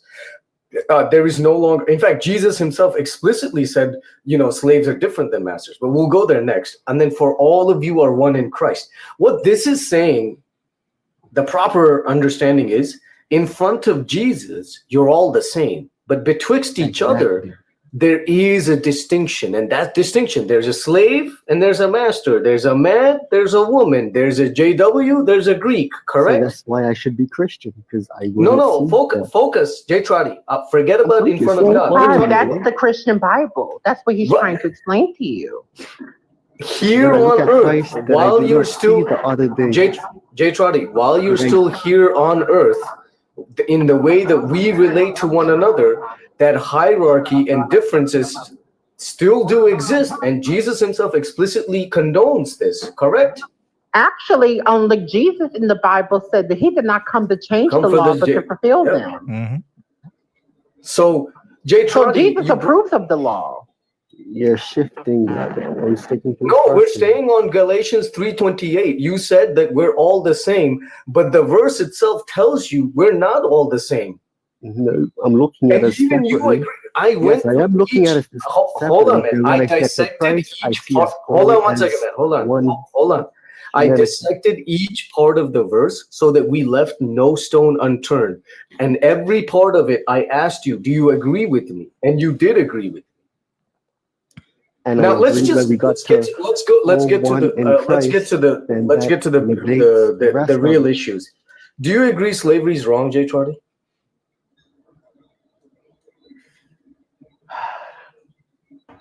J. Charlie, I want you to answer that directly. J. Charlie, can yes you or answer no that question. directly? Wrong or right? That's it. Is slavery correct or wrong? That's what. I'm sorry. What do I call you? I'm sorry. Yeah, Satan. All right, so Satan. That's answer with Satan. Satan. Okay. Slavery right or wrong, J. Charlie? Satan. Oh my God, that's hilarious. Yeah, that is. All right, but yeah, so Trotty, would you say that slavery was wrong? Especially when we see what happened to our motherland, when we see what happened to the mother continent. Can I give a context into reason I would see it? Just the answer, J. Charlie. Wait, hold on. Pause. I already got to ask this. You want to give context to slavery? Yeah. Really, Trotty? Really? Like in big old 2026, you want to put context into slavery, especially seeing what happened to the motherland, what happened to Mother Africa. You want to put context into slavery? Another box of I'm like, there's no. I'm like, tell me what context slavery. I'm like, is the product of it all loving God? Are you black, J. Charlie? Yeah, he is. This is insane. I want to see your skin. Can you show us your head? I'm like, that's how bad Christianity has a hold on black people, and proving the point why black people should be Christian. God. So Trotty, let's try to understand what context you think there is to slavery. Thank you. Go ahead. Tell us why slavery is right. Go ahead. Which context is slavery right? If you got someone that's completely evil, not fit to be kind of look ambiguous. Someone not fit to be in society, in the public. That person should be put into a system of work being productive, but not in the safety of civilization. That's like a form of Do slavery. you know to you my just opinion. described slavery? Huh? So you're saying that these people should if someone is not fit to be in society, like let's take one of the worst people out there, rapists, right? If a person is a rapist, they should be away from society. I agree, but you also agree enslavement. That's the part where I don't agree. Yeah, I will because So what do you I'm think? like I'll be real. I don't give a fuck what happens to rapists, honey. No, I don't care what But happens to them. I understand for the purpose of compensation. I mean, I don't want to unalive them, but I want them Why the to. hell not? I think that would be better than enslaving them. Tell you the truth. Yeah. Why is it okay Why the to hell not? I'm deprive? like, listen, I don't give a damn. Listen, okay, especially after what I went through yesterday, Volcy, with that topic, I don't give a damn. It's because I'm about life. My philosophy is about life is precious. So if this person's completely evil, keep them away from society, but put them to work. But that's not slavery, J. I mean, putting them to work is slavery, but let's put that aside. Let's not talk about criminals. Let's just say there's a free human individual. They're not harming you. They're just doing the crime of not believing in the white man's God, right? Jesus, right? Okay, no, let's say it's me. Let's say it's my people, right? My people have nothing to do with the white man's God. This is some barbaric third world bullshit. We don't give a fuck about it. Let's say the Christians come and they want to, why we turn on my camera? That was an accident, y'all. Yeah, I'm gonna fix it. That was an accident. No, it's okay. We're good. So because we're doing, sorry. It's fine. By accident. It's fine. So let's say I'm not fit to live in the society of the Christians, J. Trotty, right? Am I now worthy of being enslaved? No. Okay, what about my daughter? Let's say I was a Christian 3,000 years ago, a Jewish person. Let's say I want to sell my daughter into slavery. Is that okay? No. Would you say someone who says you can sell your daughter into slavery is a real garbage person?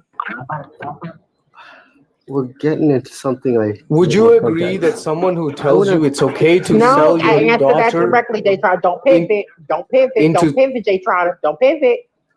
It's just a yes or no question, J. Trotter. Somebody tells you that It's a yes it's or no okay question. to. Do not pivot. We've already pivoted. No, we haven't. Somebody tells No, you we are that not you're. pivoting. I'm directing the conversation because I'm a mod, and I'm asking you to answer. I'm Sandra. Oh, damn it! Oh, tongue twister. Your name's a tongue twister. Damn it. Okay. Satan. No, it's Satan. Satan. I almost called you Septum. Satan. I'm sorry. I am so sorry. Satan, Septum. So is it okay to sell your daughter into slavery, J. Party? Yeah. I want you to answer that directly. Is it okay to sell your daughter in slavery? And I want a yes or no answer, and do not fucking pivot. No. No. Okay. So somebody who tells you it's okay to enslave your daughter, that's a garbage person, right? I don't know. Yes or no? I can't. Yes or no? I have to say. Either they are or they're not, J. Trotty. That's it. It's okay. If you think they're not, that's fine, but just tell me which one. I don't know. I have to know the situation. I don't know. So you're saying there is a situation. No, answer it yes or no. Yes or no. It's a categorical, J. Trotty. I'll tell you my answer. At no point should you ever fucking sell your daughter as a slave. That anybody who does that is a real garbage piece of shit. In that case, there's no reason you should. I don't know if you can say the A word. Unalive. No, J. Trotty, is this a garbage person or not? Yes or no? That's all I'm asking you. Don't pivot.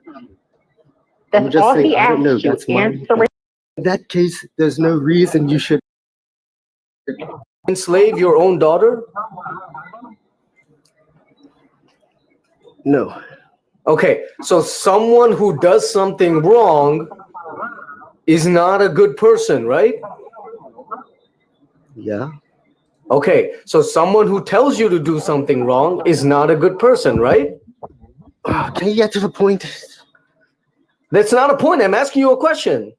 I know you're just going somewhere. Is it a good person who tells you to sell you? Okay, beautiful. Do you have your Bible on you? No. Can you go get it, please?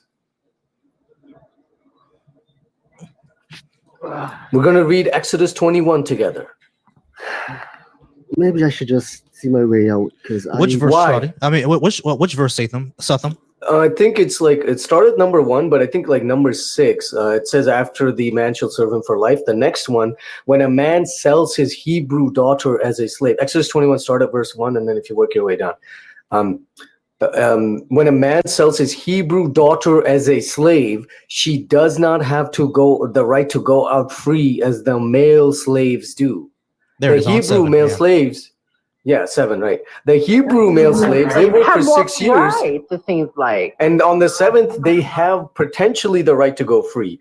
But the daughter, she doesn't have the right to go free. She's always a slave for life. Jay Trotty, is this an evil thing to do or a good thing to do? Is it moral? And I'm like, and as someone's daughter, I'm gonna be real offended by this question, depending on which way you go. I don't know. I need to. You don't know? You don't know if that's right or I wrong. could really hear what's Jay going on Trotter. now. You didn't hear me? Because I'm already at another place with them. All right, so it No, seems Jay that Trotter. I'm like, if you. everybody pause me real quick. Let me tell you how this is gonna go. Go ahead, Kay. Go ahead. Let me tell you how this is gonna go. Right? I'm directing you to answer that directly. And don't answer it directly. I'm gonna drop your ass because you ain't fulfilling your purpose on the panel. Answer his question directly. Do not pivot. Okay. Goodbye. All right, Charlie. Peter 3:15. You should go read the Bible. Like you're a sinner for refusing to answer. I meant to drop him. No, all good. I got it. I dropped them. All right, Charlie, come on back when you read your Bible even more. All right, y'all. So right now it's all friendlies on the board. It's all friendlies on the board, y'all. Right now, it's all friendlies on the panel. If you would like to come up here and speak to us, go ahead and hit that request button. And you can also, the link is also pinned to join us on the panel on StreamYard. You can go ahead and talk to us there. But keep tapping that screen, guys, and we'll go ahead and get this done. And we appreciate you. Caddy was good. Sutham was good. And, of course, the lovely Kay. Of course. Hey. What's up? Yeah, guys. So we just here chilling. Well, how much time we got? We've been here for 2 hours, 23 minutes. I'm probably going to leave in a few minutes, but looks like we ran through all the By guests. the way, that was me today after I did some skincare. Get into the skin. Skinning. The skin is skinning. All right, we do got one person. Nicholas, how's it going, Nicholas? Are you at least 18, Christian, Muslim, or Hebrew Israelite? I am above 18, and I am pro-science, so I'm anti-religion. Okay, all right, cool. So pro-science, anti-religion, all good. All right, so I'm assuming that you're not any of these on the board then. So you're friendly. Okay. I'm not. I like arguing against religion because religion is bullshit. Yeah, religion is bullshit. All right, guys. So right now we have 3 open spots. So if anybody who's Christian or some sort of believer would like to come up, or we're gonna keep. I think we should keep those spots open to Theas. I was gonna say I think we should keep those spots open for Theas. Yeah, I agree. We'll keep those spots open to Theist. If I let's see when I get out of here. I'm probably gonna give it maybe like another 20 minutes and then I'll go ahead and get out of here. But if you're watching me over on the Bash channel, the Black Atheist Skeptics and Humanist channel, go ahead and click on the link that I have pinned, tiny.cc/Volcy Live. Same thing if you're watching me over on a Deconstruction Junction. If you're watching me on Deconstruction Junction, the link is pinned to join us on the panel, tiny.cc/Volcy Live. Same thing if you're watching me from my channel, Volcy Thoughts. You can go ahead and hit me there. Guys, I want to thank y'all and appreciate y'all so much for keeping the comments going, keeping the chat going, keeping the chat going. I actually don't like devil's advocate, man. I want people who actually agree or who actually believe in it. instead of the devil's advocate thing. We want people who actually want to talk about it. You feel me? All right, we're gonna bring up Andy. If Andy is able to come up, we'll see. Okay, Andy was not able to come up. All right, so Andy's not able to come up. All right, guys. So once again, thank y'all so much for being here. If you'd like to talk about what I have on the board, request on up or hit that link, tiny.cc/Volcy Live. It's in all the chats. All right, let's talk to the folks up here. How's it going, Nicholas? How's your night going? Oh, it's going well. Actually, I'm in San Diego, so it's not quite evening. Okay, I'm on Eastern time, so that's why it's evening for me. It's 9 o'clock over here. It's like 6 o'clock over there, right? Yeah, exactly.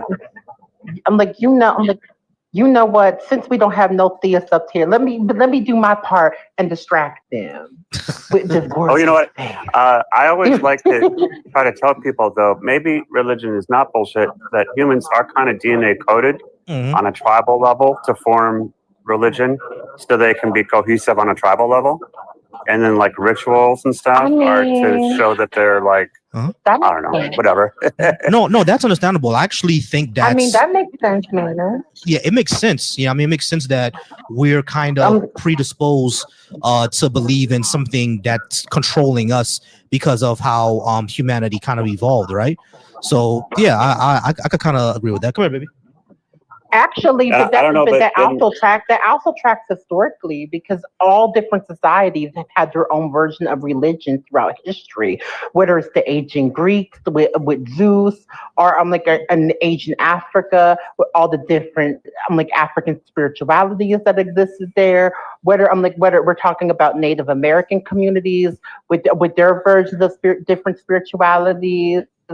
Every society has had some version of theism, whether it's today or in BC.